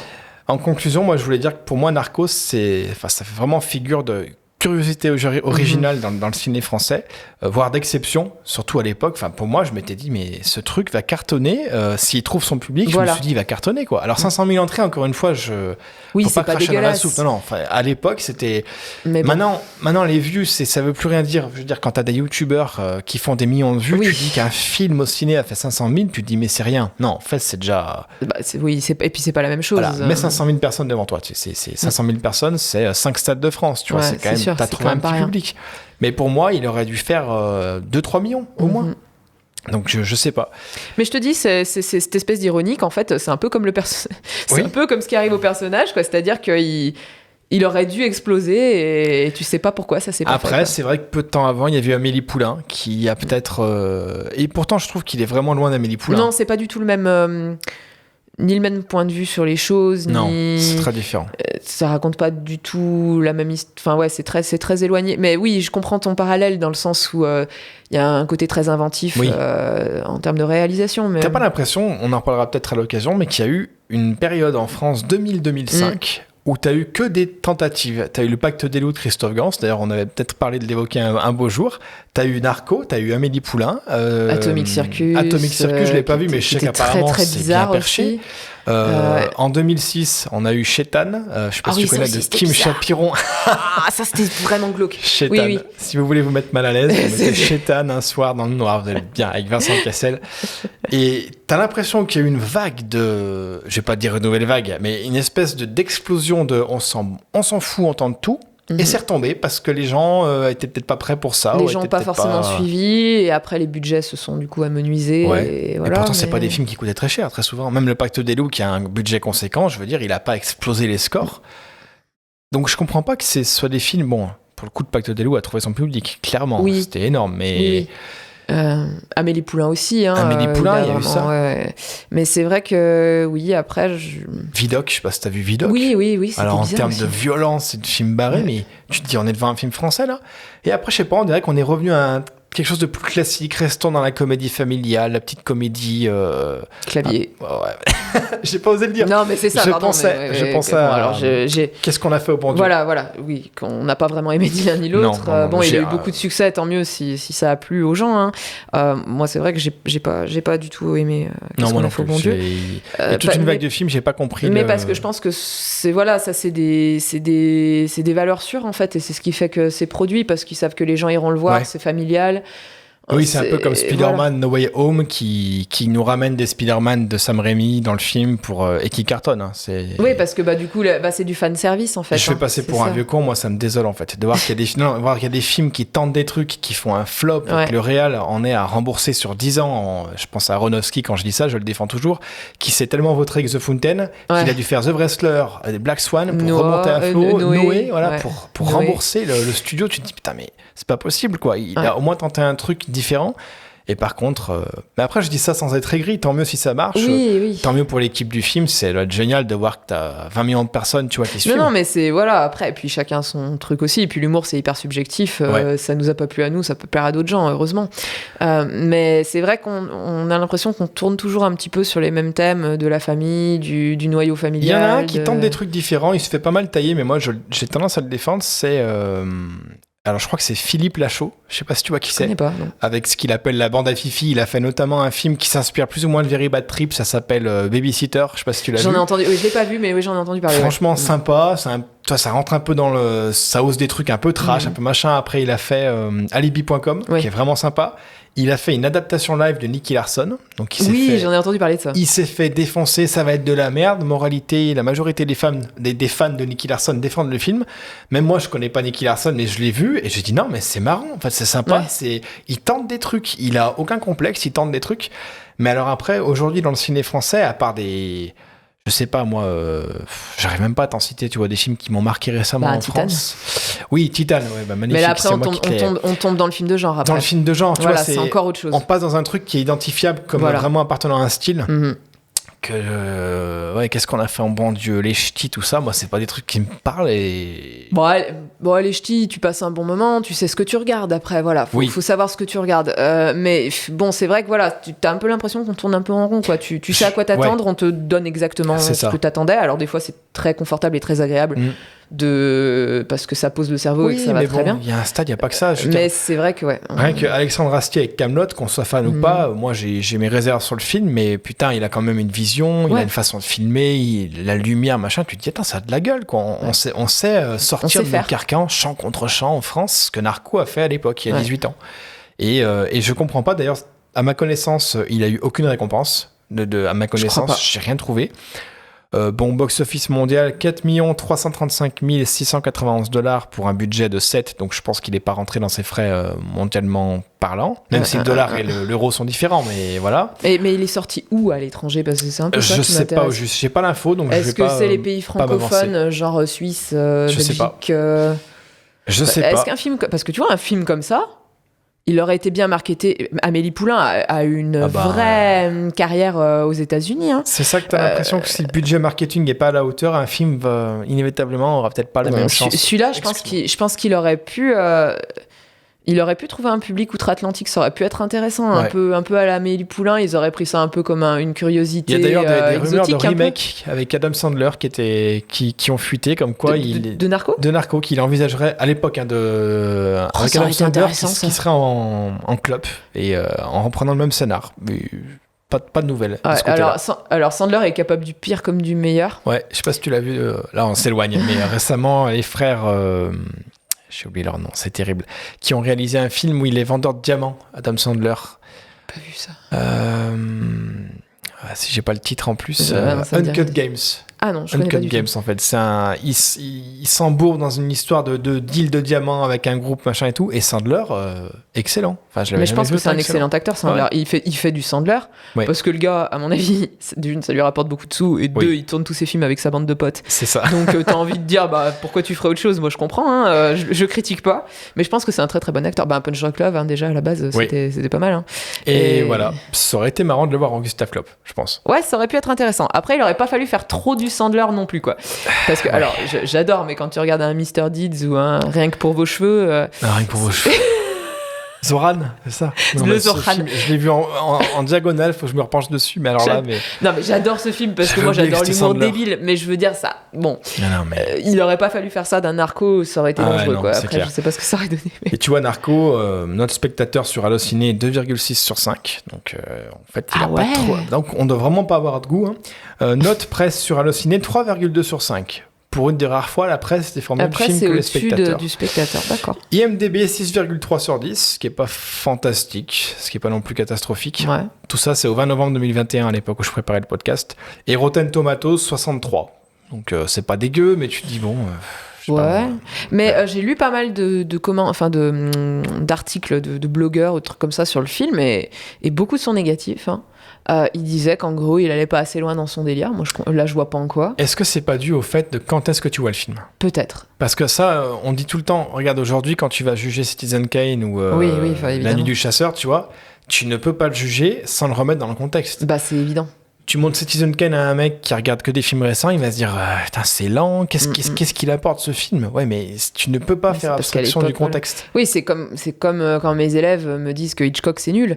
Tu leur dis mais bon, tu regardes Saw, forcément. Tu les fous pas en colle direct ? Si direct que c'est une heure de colle. On critique Hitchcock, c'est une heure de colle. Mais du coup, on critique pas Hitchcock. Si tu me dis Hitchcock et Spielberg, là c'est bon, t'es en colle jusqu'à la fin du mois. Mais du coup non, je rigole, mais je veux dire oui, je comprends que pour eux ce soit pourri Psychose. Si t'as biberonné à Saw et voilà, tu dois trouver ça bien lent et bien mou, évidemment. Oui, quand tu comprends que Psychose c'est la base du film, mais c'est ce que je leur dis, et que ça pose toutes les bases. Tu te rends compte que tous les films de slasher, ils viennent de Psychose à la base, en fait. Quoi. Même Shyamalan, on aura peut-être l'occasion d'en parler un jour, mais je veux dire, l'influence de Hitchcock et du retournement. Moi, Psychose, il a réussi à me surprendre. Je l'avais jamais vu il y a encore 2 ans. Et j'ai fait non, à la fin j'étais là d'accord, oui, je me suis fait avoir. Tu vois, on va peut-être pas hyper, la dire ici, mais c'est. Non, c'est sûr. Et c'est vrai que intéressant. je pense que oui, il faut remettre peut-être, effectivement, Narco, il faut peut-être le remettre en contexte aussi. Comme tout film pour moi, parce qu'on se dit ouais, il est récent. Non, à 18 ans, il commence à être vieux, comme Ça nous. date Voilà. un peu, c'est sûr. Ça, c'est Ouais, fait. oui. Et du coup, si vous voulez visionner le film, il est visible, il est trouvable en DVD, pas en Blu-ray, à ma connaissance. Il est dispo sur Canal VOD, Orange, OCS. Je précise qu'on n'a aucun intérêt à les citer, c'est juste pour vous pouvez les trouver. Donc voilà. Moi, j'ai fait le tour sur Narco. Moi aussi. Donc sur ce, on vous souhaite d'avoir aimé ce podcast. On vous souhaite, comme Gus, de profiter d'une vie simple et de ne pas chercher à être un héros nécessairement, parce que le film, on peut vous inviter à le voir pour ça aussi. Oui. C'est vraiment, de mon point de vue à moi, une éloge un peu de la simplicité retrouvée, tu vois, quelque Les petits part. bonheurs du quotidien. Voilà, ce qu'on retrouve un peu dans Le Grand Bain aussi de Lelouch, ce qu'il a fait après. Il faudra vraiment que je le voie. Un petit mot sur Tristan Orouet, de ce que j'ai trouvé. Bon, il est encore actif sur quelques projets, mais je suis très surpris. J'ai pas compris pourquoi on n'avait pas revu de projet Orouet-Lelouch. Est-ce qu'ils n'ont pas trouvé leur compte? Est-ce qu'ils ont été un peu écœurés? Je sais pas. Ça me surprend. Est-ce que Lelouch, sa carrière a beaucoup décollé et du coup il a été très occupé En tant qu'acteur, aussi. c'est vrai qu'il a décollé. On l'a vu de partout. On l'a vu dans Le Grand Bain, on l'a vu dans Bac Nord, on l'a vu dans Le Petit Mouchoir, si je dis pas de bêtises, de Canet aussi. Oui, de Canet aussi, ouais. Donc oui. Est-ce qu'il a moins eu le temps de s'y consacrer? Est-ce qu'Orouet a préféré vivre une vie simple, loin de... Moi, j'attends que ça. J'attends de voir un second film de eux deux, parce que je me dis ça pourrait être génial, quoi. En plus, vu que Lelouch a un peu plus de notoriété, ils auraient peut-être un budget encore plus... Ah, mais complètement, quoi. Complètement. Écoute, merci Marie. Merci Anne. Et donc le prochain podcast qu'on abordera, ça sera un hors-série où on évoquera un peu plus librement les films qui ont marqué notre enfance. Voilà. Merci Marie. Merci.